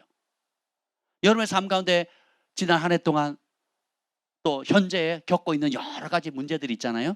건강 문제, 재정 문제, 관계 문제, 또 기타 섬세하게 여러분 마음 안에 드는 문제를 그런 문제의 비를 허락하신 이유가 뭐예요? 그 비가 처음에는 그냥 적당히 맞을 만한데 나중에는 막 강물처럼 막 휩쓸려 갈 것 같은 이런 상황을 하나님께서 허락하신 이유가 뭐예요? 너의 삶을 나의 말 위에 세웠니? 아니면 너의 자기 사랑의 터전 위에 세웠니? 주님께서 볼 수 있도록 깨닫게 해주시는 겁니다. 그래서 어떤 상황이든지 뭐예요? 그거를 잘 사용하시면 돼요, 여러분. 모래 위에 졌다면 흔들릴 거고 모래 위에 졌다면 높이 쌓을수록 크게 무너질 거고 따라서 지금 흔들릴 때 흔들리는 것이 은혜입니다. 나중에 기회가 없어요. 하나님께서 그리스도인들을 심판하시는 이 땅에 사는 동안 심판하시는 이유가 뭔지 아세요? 이 땅에서 심판 받아야 회개를 하고 회개야 회복돼서 영원한 심판을 안 받는 거예요. 근데 이 땅에서 심판조차 내가 죄 가운데 하나님의 말씀을 떠나서 모래 위에 집을 짓고 있는 인생을 살고 있는데 심판이 없다, 어려움이 없다. 그럼 계속 그 길 가겠죠. 영원한 심판을 받게 되는 겁니다. 또 반대로 그리스도인들이 그런 어려움이 왔을 때 믿음을 지키고 인내하고 핍박과 환난을 견디면 영적으로도 강건해질 뿐 아니라 소금과 빛의 영광을 사명을 감당하겠죠. Be different. 다르거든요. 다르게 이게 거룩이거든요. 일반 사람들이 반응하는 것과 다르게 말하고 다르게 행동하고 다른 열매를 맺기 때문에 하나님이 영광을 받으시는 거예요. 그래서 따라서 이 땅에서 핍박 가운데 핍박을 통과한 이후에 하나님의 영광을 나타내는 통로가 돼요. 그리고 축복을 하는데 사람 앞에 칭찬받고 사람 앞에 비추게 되고 그 사람들이 여러분의 선한 행실을 통해서 어떻게 해요? 하나님께 영광을 돌리게 하는 거예요. 그래서 다윗을 광야 연단을 받게 하셨고 요셉을 종살이와 누명을 쓰고 감옥살이를 시키신 거예요. 다니엘이 생각해 보세요. 그 친구들이 뭐 때문에 핍박을 받았는지. 심플합니다. 세상과 다른 기준으로 사는 거거든요. 그래서 나의 이 말을 듣는 게 겸손이고 지혜입니다. 예수님의 이 말을 안 듣는 사람은 어떻게 돼요? 어리석은 자예요. 바람은 우리 김 목사님이 수년 동안 지금 한 10년, 한 7년을 계속 얘기하는 것 같은데 바람의 어원이 뭐냐면 사방에서라는 표현이 있어요. 사방에서 몰아칩니다. 오늘 그 창세기에 보면 롯이 간 곳이 소돔이잖아요. 그렇죠? 소돔에서 자기가 원하는 걸 다 누려요. 하나님께서 아브라함도 복을 주셨고 조카 롯도 복을 주셔서 의향가축이 너무 많아져가지고 한 곳에 못 살죠. 그래서 어떻게 해요? 롯을 선택하죠. 어디로? 소돔이죠. 소돔에는 보이지 않는 바람이 불어요. 뭐예요? 세상의 바람이거든요. 그래서 하나님께서 아브라함의 중보기도를 통해서 의인 롯을 살리기 위해서 천사를 보내서 구원하는데 그 바람이 영과 혼과 육을 다 중독시킨 겁니다. 그래서 롯의 아내는 소돔에 대한 두고 온 집, 급하게 오느라 가져오지 못했던 금부치, 은부치, 예? 그죠? 그리고 자기 집, 땅 얼마나 아쉽겠습니까? 그죠? 돌아보지 말라는 그 단순한 명령을 어떻게 해요? 무시하고 돌아보잖아요. 오염됐다는 거거든요. 그리고 그 딸들이 결혼할 사람들은 그 말을 우습게 여기죠. 그렇죠? 그리고 겨우 딸들이 왔는데 딸이 아비를 범하잖아요. 이게 뭐예요? 바람이거든요. 보이지 않는 그 세상의 바람이 아내와 두 딸의 행복을 위해서 롯으로 갔는데 결국은 아내도 잃고 두 딸도 잃고 모압 자손, 암몬 자손의 조상을 만들어서 어떻게 돼요? 의인으로부터 악인의 세대들이 나오거든요. 생각해 보세요. 그게 바람이거든요. 바람. 그래서 하나님께 가나안 땅 정복할 때 뭐라 그럽니까? 가나안의 풍습 쫓지 말라 이거든요. 왜 풍습일까요? 풍습. 바람, 풍. 맞는지 모르겠네요. 풍습이 바람, 풍 맞아요? 맞나요? 저 몰라서 여쭤보는 거예요. 한번 생각. 이 땅도 마찬가지입니다. 그 바벨탑 오늘 세울 때 그것도 보면 바벨탑의 바람이거든요. 그 시대의 풍조, 그 시대에 인기 있는 거, 그 시대에 사람들이 부러워하는 거. 기준이 없으면요. 하나님이 멸망시키고 심판시킬 걸 부러워하게 됩니다. 진리를 모르면 하나님께서 기뻐하고 상 주시니 이들에는 관심이 없고 하나님이 심판하실 그 일에 내 육의 욕구, 감정의 욕구, 내 의지의 욕구로 영을 다 죽여버리는 거예요. 그래서 같이 멸망의 길로 가는 겁니다. 그래서 요한계시를 보면 내 백성아 거기서 나와서 그들이 받을 벌을 받지 마라 그러시거든요. 근데 주님께서 이런 바람을 없애주지 않는 게 아니에요. 바람은 창수, 바람은 다 겪어요. 근데 하나님 예수님의 말씀을 목숨을 걸지 않은 사람은 그 바람이 좋아요. 그런 비가 좋은 거예요. 그런 세상의 혜택이 좋은 거예요. 근데 하나님을 경외하는 사람은 그 바람에 휩쓸려 가지 않죠. 미국에 허리케인이 불면 막 집이 통째로 날아가 버리잖아요. 목조주택이 많으니까. 그래서 지하실을 많이 만드는 거예요. 안 날아가도록. 어떤 주는 의무적으로 만들게 돼 있습니다. 우리가 우리 인생 자체를 하나님의 말씀 위에 세워가지 않으면 언제든지 그러한 모습이 될 수 있다는 것입니다. 이 예수님의 말씀에 어떤 능력이 있습니까? 여기 보면 오늘 본문에 보면 예수께서 이 말씀을 마치심에 무리의 가르침에 놀라더니 그 가르치시는 것이 권위 있는 자와 같고 서기관들과 같지 않다는 걸 알았죠. 하늘의 권위가 입었어요. 그래서 이 예수님의 말씀은 구원의 반석이시고 치유의 반석이고 자유의 반석이시고 우리의 운명, 부르심을 알려주는 반석이 되는 거죠. 그래서 이 구원의 말씀을 받아들이면 영생을 얻고 하나님 자녀가 되고 하나님의 영광의 통로가 되고 치유의 말씀을 받게 되면 어떻게 돼요? 건강을 얻게 되고 자유의 말씀을 얻으면 귀신이 쫓아나고 죄로부터 자유케 되고 저주로부터 가난으로부터 분열과 미움으로부터 자유를 얻게 되는 거죠. 그리고 우리의 영원한 운명인 하나님의 자녀로서 또 하나님의 영광을 나타낼 하나님의 심은 의의 나무로서 각자의 부르심을 이루게 되겠죠. 그래서 이 예수님의 말씀 앞에 질병도 순종합니다. 중풍병도 순종하고 열병도 베드로의 장모 열병도 순종을 하죠. 그 다음에 8장 16절에 보면 귀신도 순종해요. 그리고 27절에 보면 죽이는 바람과 바다와 폭풍도 순종합니다. 27절 한번 읽어봅시다. 27절 시작. 그 사람들이 놀랍게 여겨 이르되 이가 어떠한 사람이기에 바람과 바다도 순종하는가 하더라. 폭풍 가운데 죽음을 두려워하는 제자들 앞에 주무시고 계시다 깨우니까 예수님께서 믿음이 작다 그러시죠. 믿음이 없다 안 하시고 믿음이 작다 그러거든요. 따라서 믿음은 자라야 한다. 그래서 배우는 만큼 하나님 말씀을 배우는 만큼 그리고 그 배운 말씀을 순종하는 만큼 자라요. 여러분이 야구를 교실에서 최고의 코치한테 배운다고 실력이 늘 수 있을까요? 야구는 어디서 배워야 돼요? 운동장에 나가야 되겠어요.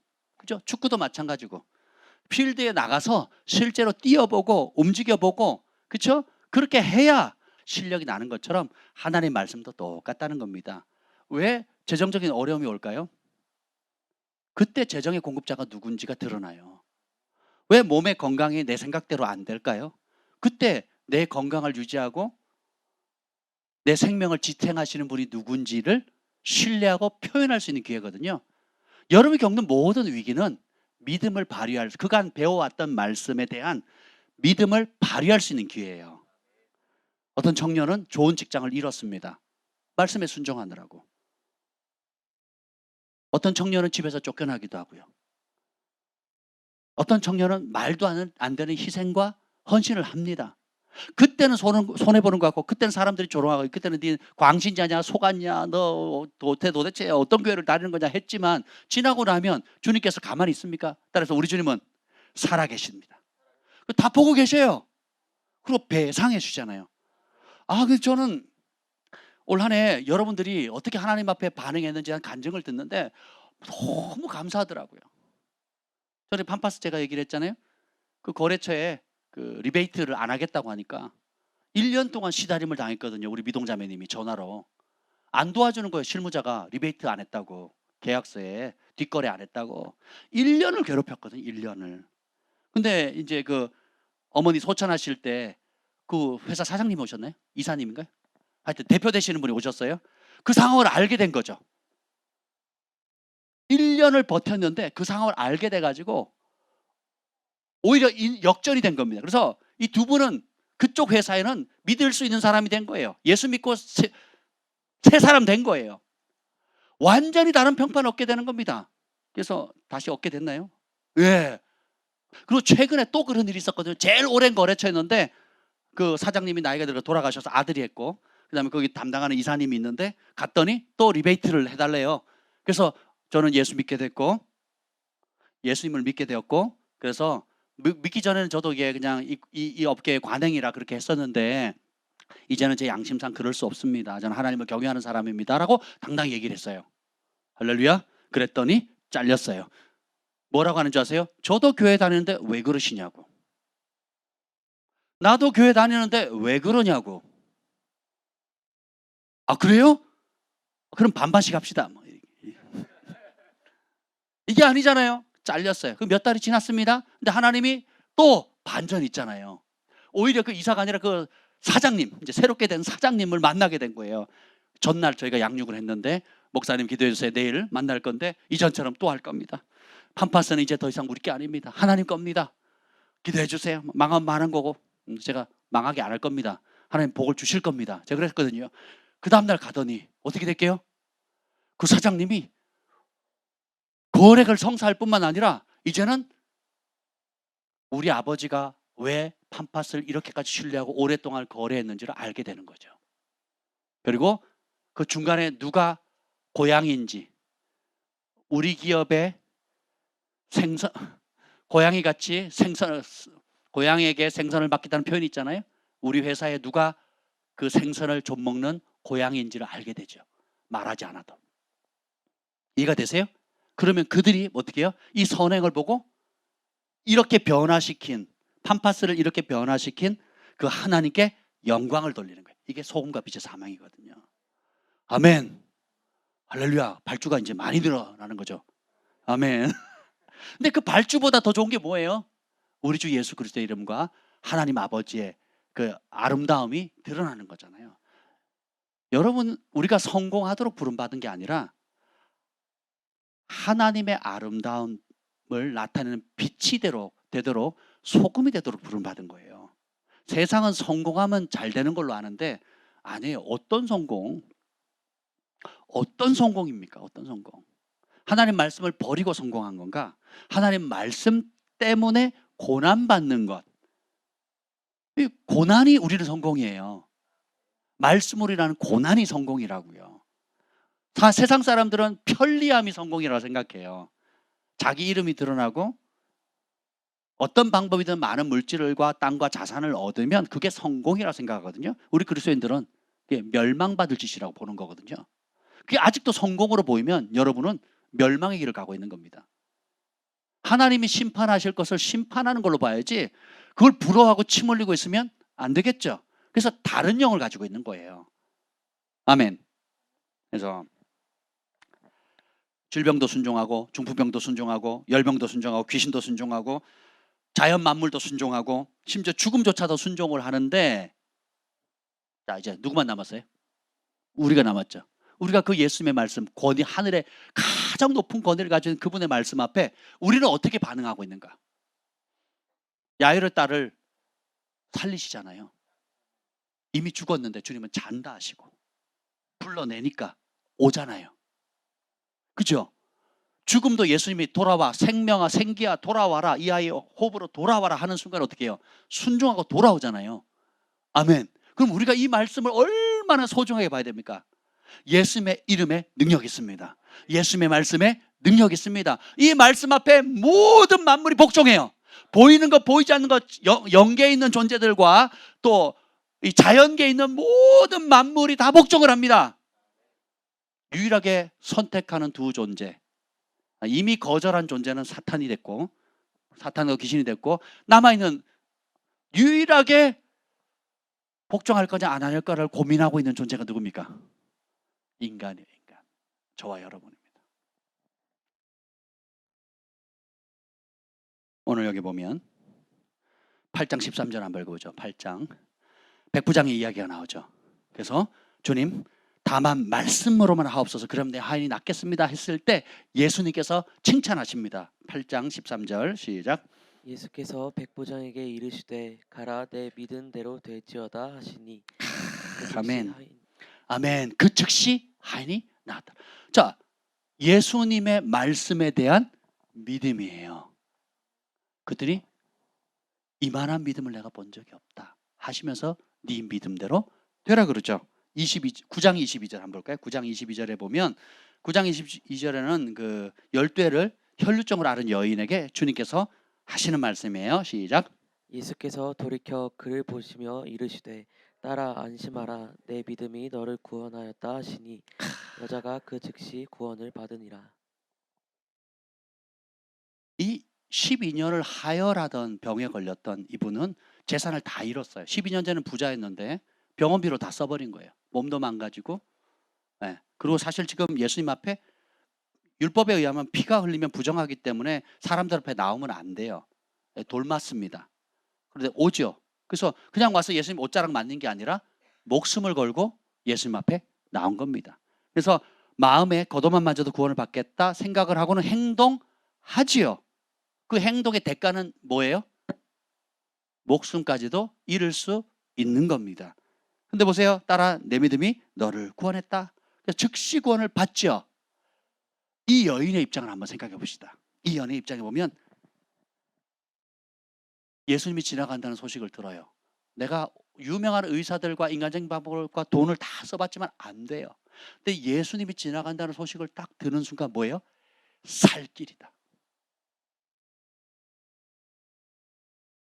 그리고 예수님을 믿음으로 만지는 그 순간 어떻게 돼요? 드디어 살았다예요. 이 은혜가 있길 축복합니다. 우리가 예수님의 말씀을 볼 때 이것만이 살 길이다. 그리고 그 말씀을 맛보고 순종하면 드디어 살았다 이거예요.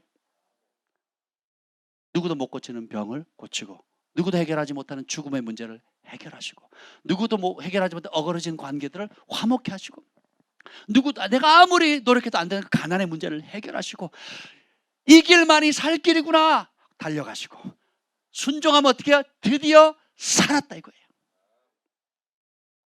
9장 28절 맹인이 찾아와서 눈을 뜨게 해달라고 하죠.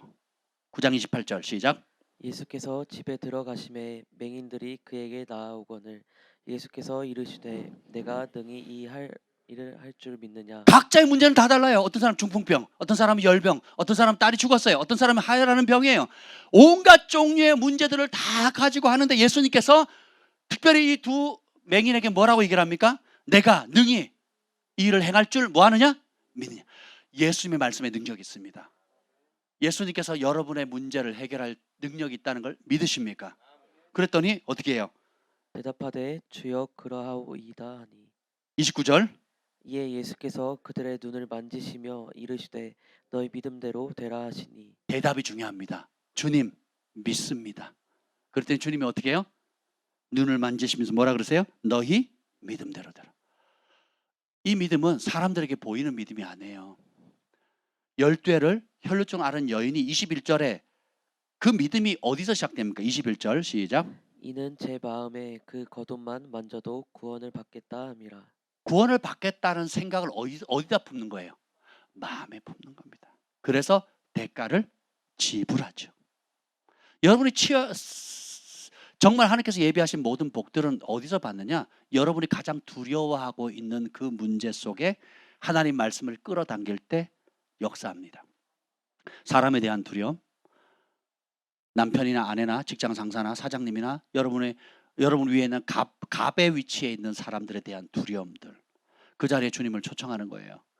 그리고 그런 위협의 상황, 두려움의 상황 가운데 예수님의 말씀을 능히 역사하실 것을 믿는 겁니다. 그리고 그 혈루증을 앓은 여인이 사람을 비집고 율법을 어겨가면서 와서 마음으로 믿었잖아요. 살 길이다, 산다고 하더라. 그래서 어떻게 해요? 믿고 잡죠. 즉시 능력이 나가거든요. 너희 믿은 대로 될지어다. 오늘도 이 진리의, 예수님께 하신 이 진리의 말씀은 동일하게 유효합니다. 우리 각자가 직면하고 있는 문제는 다 달라요. 여러분, 세상에서 제일 큰 문제가 어떤 문제예요? 내 문제예요. 내 문제. 내 문제. 남들이 뭐 어쩌고 저쩌고 난리를 해도 그건 관심 없어. 지금 내 문제가, 내 코가 석자야. 내 코가.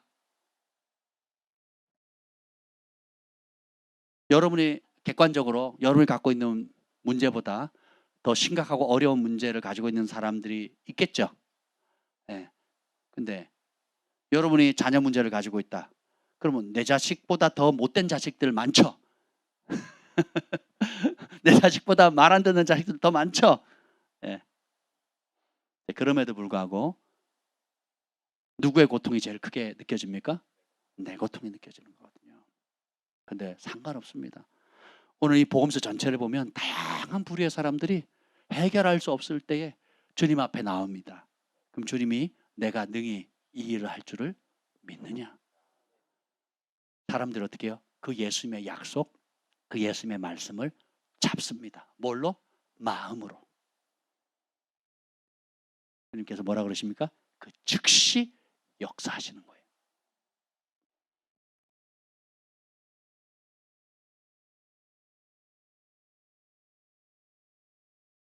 반대로 이 예수님의 말씀에 사람들은 어떻게 반응합니까? 9장 4절 보죠. 9장 4절.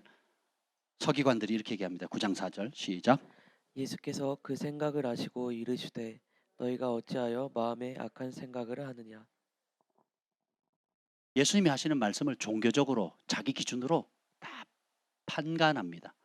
사람을 살렸는데, 중풍병자를 살렸는데 종교적인 이유로 사람이 살면 기뻐해야 되잖아요. 그렇죠? 중풍병자가 대소변을 받아내야 되는데 평생, 그리고 그대로 놔두면 욕창이 생기거든. 욕창. 야, 욕창이 그렇게 지저분하고 냄새가 독한지 몰랐어요. 제가 아는 형제 아버님이 그 침상에 누운 지가 한 10몇 년이 됐습니다. 그 시골의 마을에서 사는데 제가 한번 그 사역 근처에 사역 갔다가 거기 있다 그래서 제가 신방을 갔어요. 사역을 마치고 갔는데 한적한 농가예요. 산자락에 있는 농가인데 가기 100m 전부터 악취가 나는데 똥냄새가 나요. 똥냄새가. 못 들어가겠더라고요. 저도 시골에 자라서 비가 나름 괜찮은데 어쨌든 잘 참는데 못 볼 걸 많이 봐도 뭐 풍덩식에 구데기 끼는 이런 화장실을 다녀서 어릴 때 다녔기 때문에 비가 괜찮은 편이에요. 못 들어가겠다. 여러분, 그냥 화장실에 있는 똥냄새랑 사람이 질병으로 고통당하면서 갖는 그 냄새는 다르거든요. 근데 그 어머니가 그래도 힘이 있었을 때는 1시간마다 이렇게 뒤척여줘야 된대요. 안 그러면 욕창이 나니까.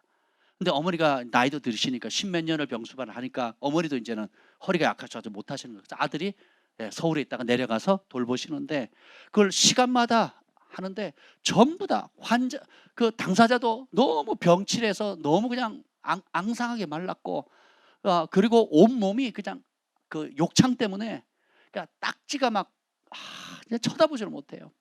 그리고 집안 곳곳에 10여 년 동안 배어 있었던 그 죽음의 냄새, 질병의 냄새 견딜 수가 없는 거죠. 그 어머니는 지쳐가지고 이제는 뭐 말할 기운도 없고 전혀 얼굴에 생기가 없는 거예요. 그리고 서울에서 사역할 때 제가 같이 동역을 했는데 얼굴이 되게 그 청년이 좋았는데 그 가서 몇 달 그냥 부모님 그 아버지 그 병수발 하는데 얼굴이 완전 그냥 엉망이 된 겁니다.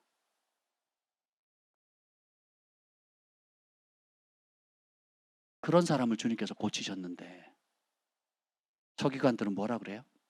신성모독이다. 교리 따지고. 한두 번 그런 게 아니잖아요.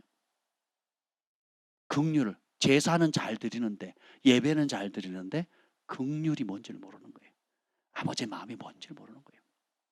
소금과 빛의 사명은 철저히 누구 앞에? 사람에게 맛을 내고 사람 앞에 비치는 거예요. 여러분의 진짜 내가 반석 위에 집을 짓고 있는가? 아니면 모래 위에 집을 짓고 있는가는 사람에 대한 여러분의 마음의 태도입니다. 사람에 관심이 없고 사람이 짐으로 느껴지고 사람이 부담스럽고 모래 위에 집 짓는 겁니다.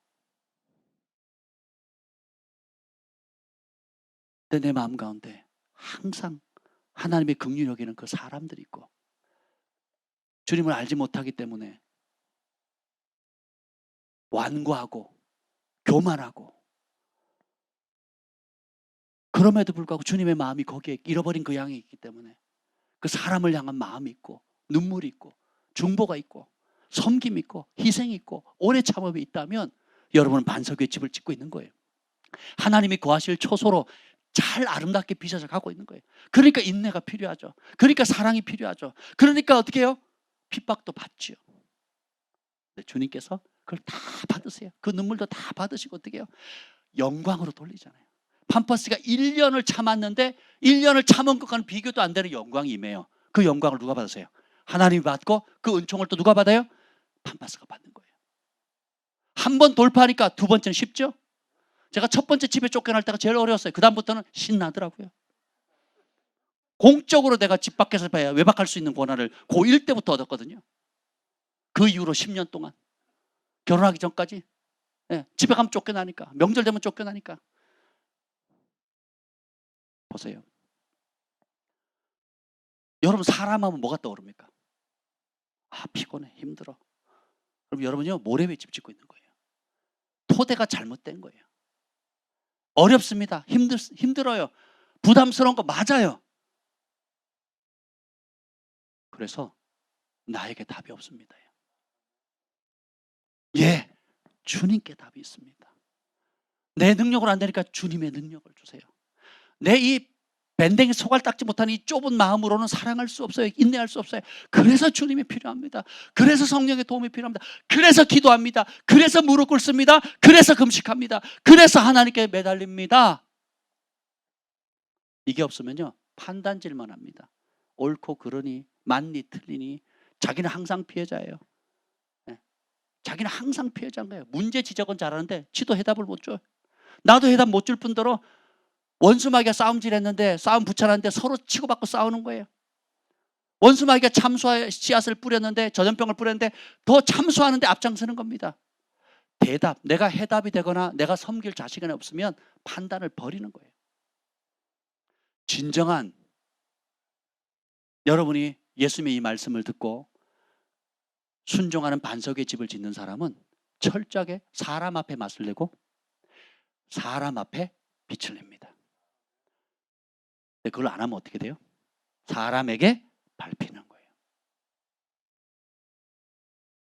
좀 보여지십니까? 어떤 방향으로 가야 될지 길이 보여지십니까? 지금 우리 각자의 위치가 영적 수준이 몇 타인지 되십니까? 이 은혜가 있기를 축복합니다.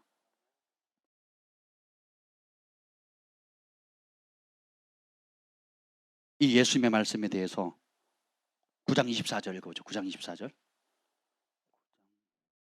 24절 시작.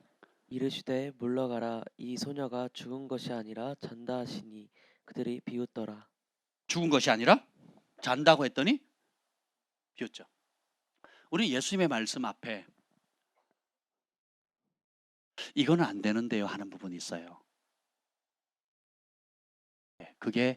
그걸 하나하나 없애는 것이 믿음이 자라는 겁니다.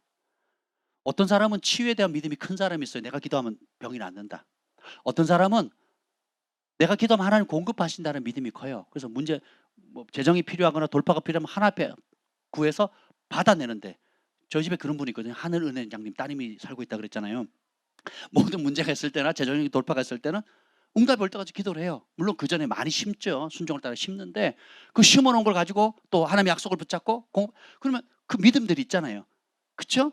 예, 어떤 사람은 억눌린 사람들, 귀신에 사로잡힌 사람을 축사하는 것에 대한 믿음이 큰 사람이 있어요. 각자 나름대로의 또 화목해 하는 거라든지 여러 가지 아름다운 것들이 있는데, 또 반대로 우리 각자가 어떤 부분에 대해서는 하나님의 말씀을 내가 원치 않지만 오늘 장례식장에 왔던 이런 손님들처럼 위로하러 왔잖아요. 위로하러 왔는데 그 문제를 해결하셔 오신 예수님의 말씀 앞에 어떻게 해요? 비웃거든요. 우리가 대놓고 비웃지는 않더라 할지라도 우리가 주님 말씀을 읽을 때 그 말씀을 주님의 말씀의 가치로 받아들이지 않는 영역들이 드러나길 축복합니다. 그리고 그 문제를 하나님 앞에 가져가는 거예요. 주님, 내가 자이든 타이든 부지불식간에 내가 이 말씀을 믿지 않았던 거 회개합니다. 하나님, 내 믿음의 영역이 커지게 해주세요. 구원에 대한 믿음뿐만 아니라 하나님께서 공급하신다는 거, 치유하신다는 거, 어둠으로부터 자유케 하신다는 거, 그리고 하나님 나라를 위해서 나를 아름답게 쓰신다는 거, 그리고 기타 내 삶의 여러 영역에서도 하나님께서 믿는 자에게 능치 못할 일이 없느니라 하시는 그 말씀이 이루어질 줄 믿습니다. 그래서 이 믿음의 영역이 커지게 해주옵소서. 여러분, 믿음이 자라고 싶죠? 다른 방법이 없습니다. 믿음은 들음에서, 들음은 그리스도의 말씀. 그래서 뭘 들어야 돼요? 어떤 말씀? 누구의 말씀? 그리스도의 말씀이에요. 그럼 그리스도의 말씀을 통해서 믿음이 자라야 되네요. 그러면 여러분, 그리스도의 말씀이 어디 적혀 있습니까? 성경 66권 중에 더 특별히 어디? 따라서 복음서입니다. 복음입니다.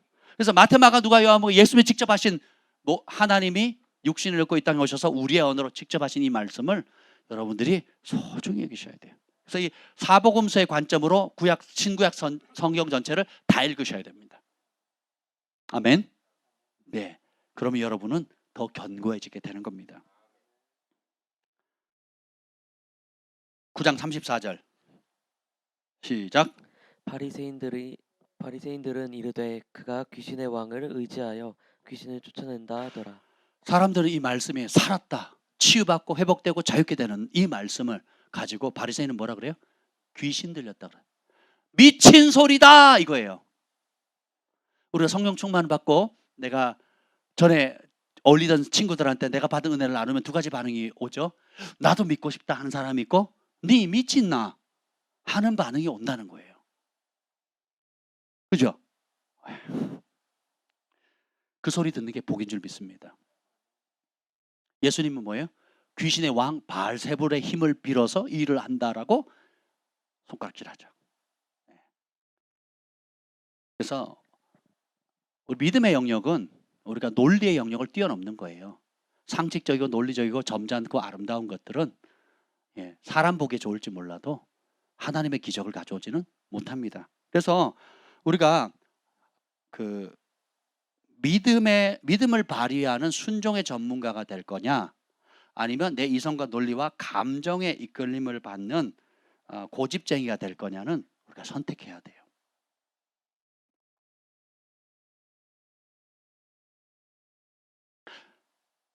예수님의 말씀 앞에 순종이 안 되면 어떤 현상이 생기냐면, 베드로전서 2장 한번 보겠습니다.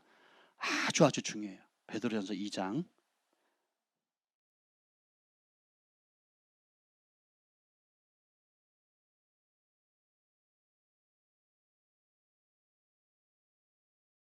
2장 4절에 보면 하나님께서 택하신 분은 보배로우신 산돌이신 예수님이 살아있는 돌이라고 나와요. 베드로전서 2장 4절에. 5절에 보면 너희도 산돌이다. 어떤 그 돌 가지고 뭐예요?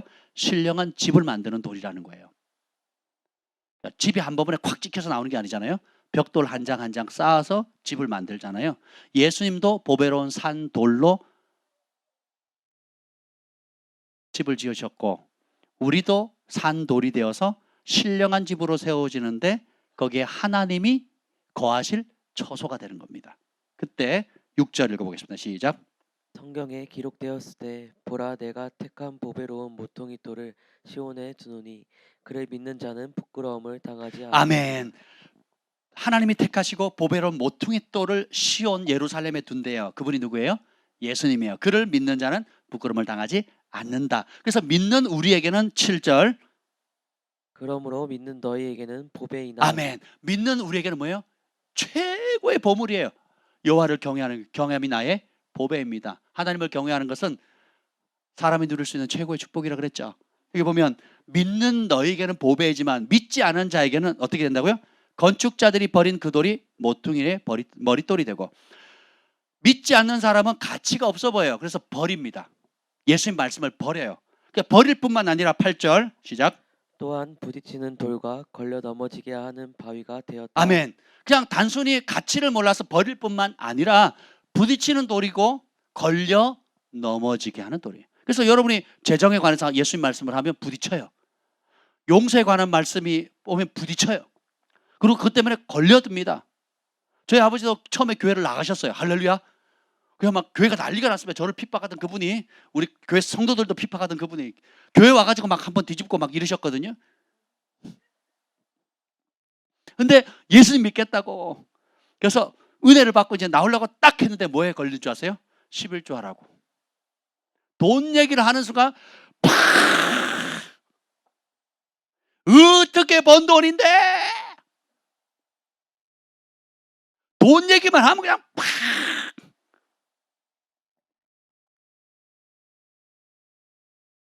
그것 때문에 20년을 교회를 못 나가셨어요. 돈에 시험 드셔가지고. 네, 이제는 서서히 바뀌셔가지고 가정 예배 드리면 헌금을 내십니다. 할렐루야. 우리 교회 이전한다고 또 목돈을 내시더라고요. 교회 개척했다고 목돈을 내시더라고요. 우리 아들이 사업체를 열었다고.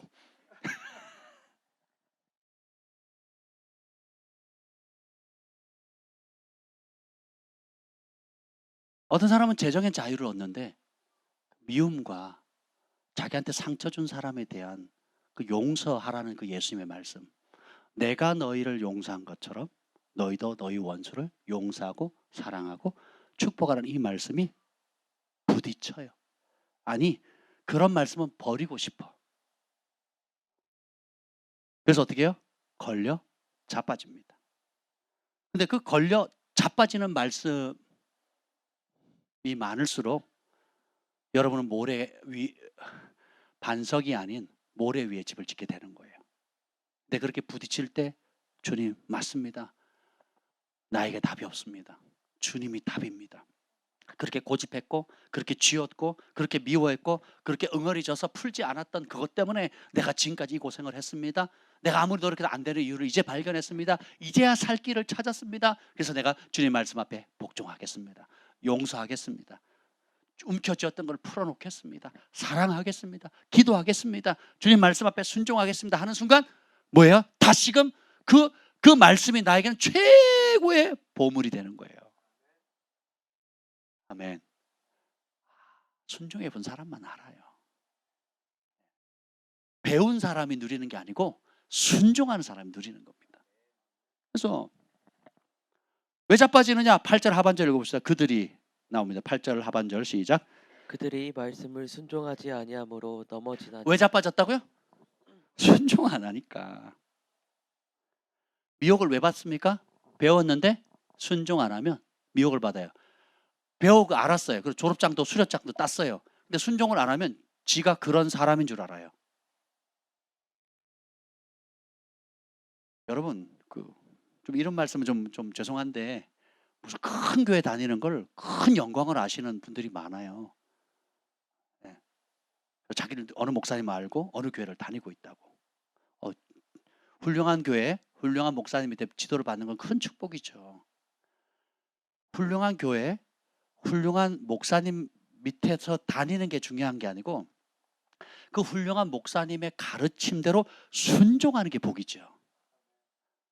그 교회를 다니는 게 복이 아니고 그 교회 안에는 거룩한 영적인 문화와 영적인 유산을 그대로 받아서 그 아름다운 DNA를 전수받아서 그대로 살아내는 게 복이지요. 그렇지 않습니까? 다니는 게 복이고 아는 게 복이라고 생각한다면 여러분 모래 위에 집을 짓는 거예요.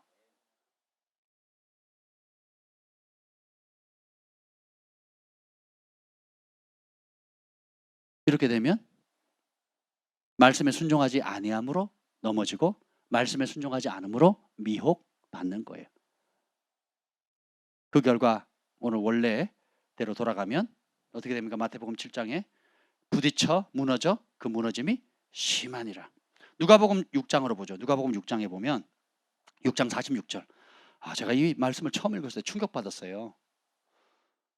누가복음 6장 46절 읽어보겠습니다. 시작. 너희는 나를 불러 주여 주여 하면서도 어찌하여 내가 말하는 것을 행하지 아니하느냐. 아멘. 똑같은 본문인데요. 누가는 이렇게 기록하고 있습니다. 너희는 나보고 주님 주님 주여 하고 기도를 하는데 왜 내가 말하는 것을 듣지 않니? 왜 내가 말하는 것에 관심이 없니? 그리고 내가 가르친 거, 내가 분부하여 명령한 거, 지키라고 한 거 왜 행하지 않니? 그렇게 살면 어떻게 될지 내가 알려줄게. 49절 시작. 듣고 행하지 아니하는 자는 주추 없이 흙 위에 집 지은 사람과 같으니 탕류가 부딪힘에 집이 곧 무너져 파괴됨이 심하니라 하시니. 아멘. 모래 위에 집을 짓는 거예요. 주추 없는. 그래서 비바람 창수 올 건데 그럼 어떻게 돼요? 무너져서 파괴됨이 심하다는 거예요. 왜 사람들이 순종하지 않을까요? 왜 사람들이 이렇게 싫어할까요? 예레미야 8장. 예레미야 8장.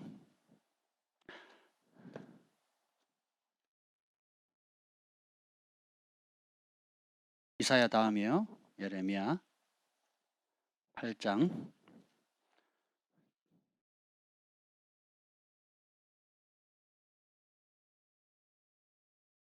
이스라엘이 심판받는 이유를 설명합니다. 8장 7절의 하반절에 보면 내 백성이 여호와의 규례를 알지 못하는도다. 9절 읽겠습니다. 시작. 지혜롭다 하는 자들은 부끄러움을 당하며 두려워 떨다가 잡히리라. 아멘. 자, 백성들이 존경하는 지혜로운 사람, 박사님 그리고 뭐 각 분야의 지도자들 오히려 그들이 부끄러움을 당하게 할 거다. 그리고 두려워 떨다가 사로잡혀 갈 것이다. 그 이유가 뭐래요? 보라. 시작. 보라, 그들이 여호와의 말을 버렸으니 그들에게 무슨 지혜가 있으랴. 여러분이 아무리 난다긴다 해도요. 하나님 말씀 버리면 예수님 말씀 버리면 거긴 지혜가 없습니다. 솔로몬이 받은 지혜가 뭐라고요? 누구로부터? 내 생각을 죽이는 거예요. 자기 연민, 자기 사랑의 뿌리를 모판을 뻗쳐버리는 겁니다. 내 편리함. 여러분 진짜 들으면 경건해집니다. 경건한 자는 고난이 많아요. 여러분 진짜 듣죠? 의인의 길로 가게 됩니다. 의인은 고난이 많으니라. 전에는 신앙생활이 내가 편하면 돼요. 내가 부담 없으면 돼요. 사람에 대한 부담, 재정에 대한 부담, 관계에 대한 부담, 또 이런저런 것에 대한 부담이 없으면 내가 신앙생활을 잘하고 있고 그 교회는 좋은 교회, 그 목사님은 훌륭한 목사님인 거예요. 가짜입니다. 다 가짜.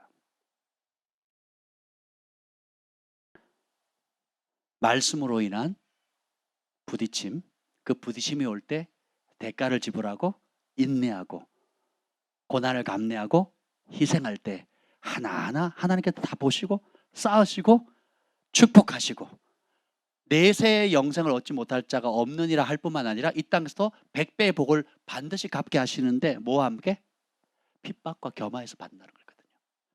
그래서 여러분이 의의 길을 가면 여러분 저희 부부가 쉬운 길 가는 것 같아요? 어려운 길 가는 것 같아요? 그죠?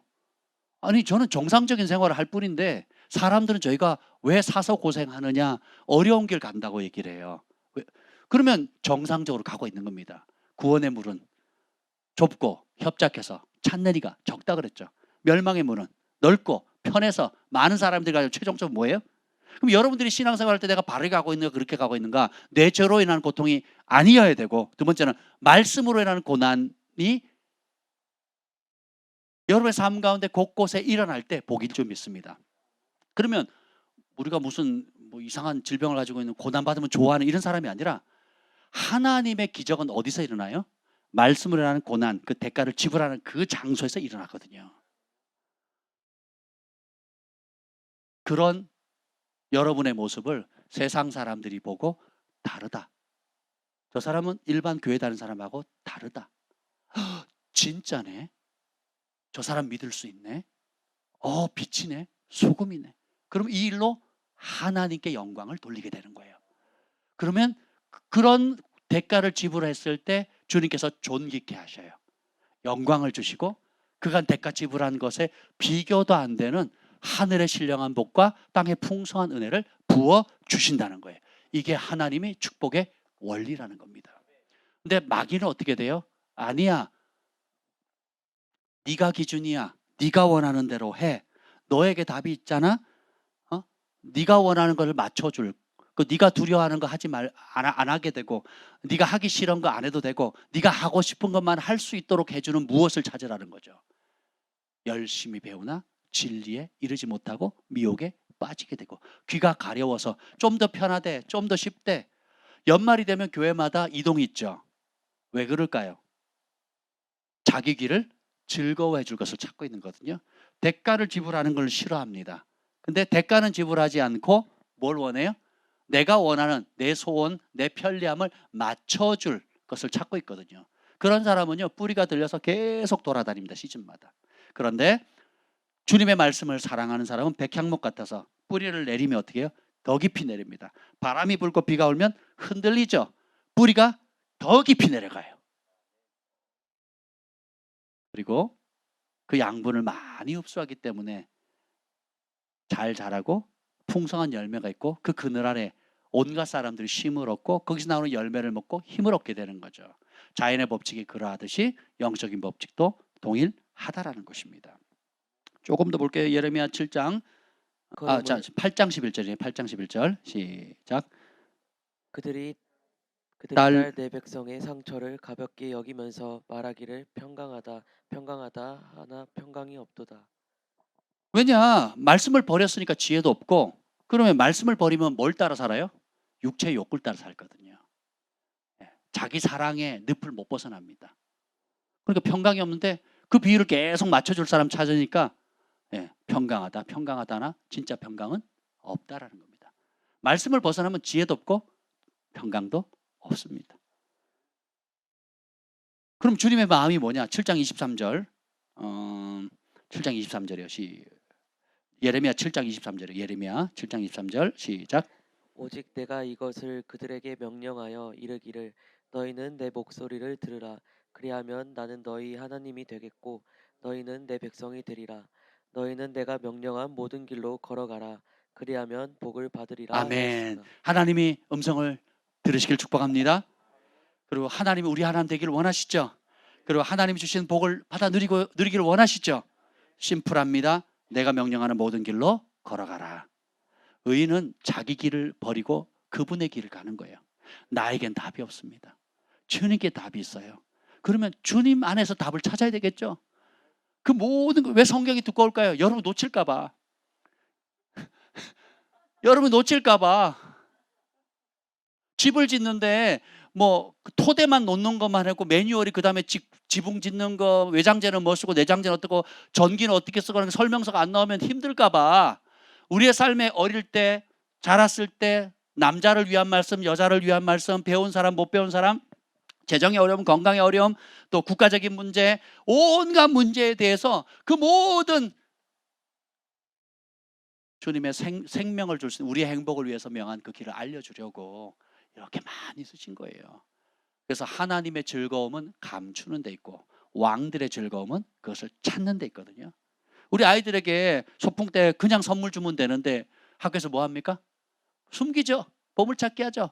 그래서 어떤 사람이 많이 찾아요? 관심이 큰 사람. 어떤 사람이 덜 찾습니까? 별 관심 없는 사람이에요. 하나님께서 동일하게 여러분에게 성경 66권의 성경을 줬어요. 누가 더 많이 복을 받겠습니까? 이 말씀을 보물찾기처럼 소중히 여기고 찾고 순종하는 사람이죠. 믿고 대가를 지불하는 사람이죠. 근데 그걸 안 하는 이유가 뭐예요? 24절. 예레미야 7장 24절 시작. 그들이 순종하지 아니하며 귀를 기울이지도 아니하고 자신들의 악한 마음에 깨와 완악한 대로 행하여 그 등을 내게로 돌리고 그 얼굴을 향하지 아니하였으며. 최대 장애물이 뭐예요? 귀를 기울이지 않는 거예요. 왜요? 답이 나에게 있다고 생각하니까. 내가 원하는 대로 하겠다는 거야. 그러니까 순종이 없죠. 자신들의 악한 마음의 꾀, 이게 생각이죠. 그리고 완악한 대로 행하여 하나님께 등 돌리고 하나님의 얼굴을 구하지 않는다라는 겁니다. 우리가 교회는 나오지만 우리가 주님의 말씀이 선포될 때 귀 기울이지 않는다면, 그리고 입으로는 아멘 하는데 나는 다른 생각, 다른 방법을 추구하는 것을 원한다면, 이건 굉장히 위험하죠. 그래서 주님께서 오늘도 우리가 경외하는 말씀 선포했을 때처럼 여기 2장 19절에 보면 내 악이 너를 징계하겠고 내 반역이 너를 책망할 것이라. 그런즉 내 하나님 여호와를 버림과 내 속에 나를 경외함이 없는 것이 악이요 고통인 줄 알라. 우리 인생에 악과 고통이 있는 이유가 뭐예요? 하나님 말씀을 버리는 거예요. 그리고 우리의 마음 진심으로 여호와를 경외함이 없다라는 겁니다. 6장 예레미야 6장 19절 봅시다. 6장 19절. 6장 19절입니다. 시작. 땅이여 들으라. 내가 이 백성에게 재앙을 내리리니 이것이 그들의 생각과 결과라. 그들이 내 말을 듣지 아니하며 내 율법을 거절하였음이니라. 하나님께서 하나님의 백성들에게 재앙을 내리는 이유가 뭐예요? 생각의 결과래요. 어떤 생각? 누구 기준으로? 오늘 본문의 말씀을 보면 나의 이 말을 듣고 행하는 사람은 복을 받는데, 나의 이 말, 예수님의 그 말씀을 아닌 다른 나의 좋은 생각들, 그 생각이 결국 어떻게 해요? 필경. 어떤 길은 사람 보기에 좋은데 필경은 멸망의 길이라고 우리가 외웠죠. 그렇죠? 어떤 길은 우리 눈엔 좋아 보이는데 결국 어떻게 해요? 그것 때문에 그 좋아 보이는 생각이 하나님 말씀과 일치되지 않는다면, 예수님 말씀과 일치되지 않는다면 버려야 되겠죠. 그게 지혜입니다. 고집하면 그 말로 인해서 재앙을 받는 거예요. 내 말을 듣지 않으면 내 율법을 거절했기 때문에 재앙을 받는다는 겁니다. 바울이 얘기를 로마서에 얘기를 합니다. 1장에 보면 선을 행하는 각 사람의 영에 생명과 평안이 있다 그러거든요. 악을 행하는 각 사람의 영혼에 고통이 있는 거예요. 선악의 기준이 뭡니까? 예수님의 말씀입니다. 오늘 이 밤에 우리가 어떤 지혜를 가져야 되겠어요? 나에게 답이 없습니다. 마태복음을 읽고 마치도록 하겠습니다. 마태복음 21장 43절. 마태복음 21장 43절, 이제 천국 잔치에 대해서 포도 농부 비유를 예수님께서 하십니다. 네, 봅시다. 21장 43절 읽어보겠습니다. 시작. 그러므로 내가 너희에게 이르노니 하나님의 나라를 너희는 빼앗기고 그 나라의 열매 맺는 백성이 받으리라. 주님은 특히 복음서에서는 철저하게 사람을 교리로 구원하지 않아요. 뭘로? 열매로 얘기합니다. 열매. 내가 너희에게 이르노니, 이 너희는 유대인들이잖아요. 선민이잖아요. 하나님 나라를 너희는 빼앗기고 누가요? 그 나라의 열매 맺는 백성이 받으리라. 그 윗구절이 건축자의 버린 돌 이야기 하잖아요. 지금 바로 윗구절이. 너네는 버렸지만 이방인 사람들은 받아들였다 이거예요. 너네는 버린 돌 취급했지만 이방 사람들은 최고로 소중한 보배로 여겼다. 그래서 그 복을 받을 거다. 왜요? 대가 지불하고 열매를 맺었기 때문에. 그래서 주님은 어떤 사람을 찾고 있죠? 41절, 21장 41절. 그들이 말하되 그 악한 자들을 진멸하고 포도원은 제때의 열매를 바칠 만한 다른 농부들에게 새로 줄지니이다. 주님의 포도원을 어떻게 해요? 제때의 열매를 바칠 만한. 우리의 인생은 하나님께 열매를 드리는 겁니다.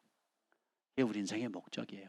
성령의 9가지 열매, 사랑과 희락과 화평과 자비와 양선과 온유와 충성과 절제의 열매를 맺는 삶. 그런 사람을 주님께서 찾고 계신다라는 거예요.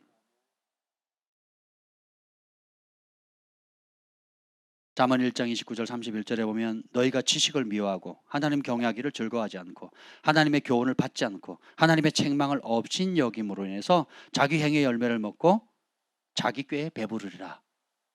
핑계할 수 있다 없다? 애증의 법칙입니다.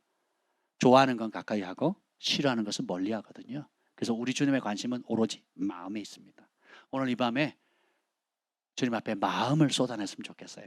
그리고 주님, 성령님 오셔서 내 안에 내 마음의 실상을 비춰주세요. 내가 아직도 나에게 답이 있다고 생각하고 있습니까? 아직도 내가 모든 삶의 문제를 왜 나에게 이런 일이, 왜 내가 그때 그 어려운 일을 당했습니까?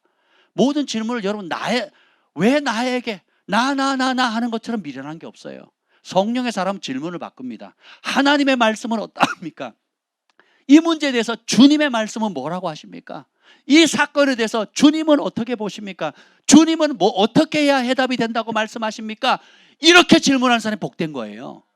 근데 상처를 씻지 못하고 아픔을 씻지 못하고 원망과 분노를 씻지 못하는 사람은 왜 나에게 이런 가정을, 왜 나에게 이런 문제를, 왜 나에게 이런 어려움을, 왜 나에게 이런 질병을, 왜 나에게 이런 왜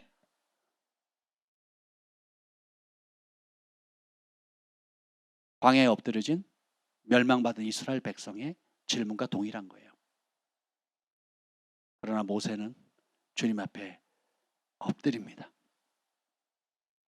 나에겐 답이 없습니다.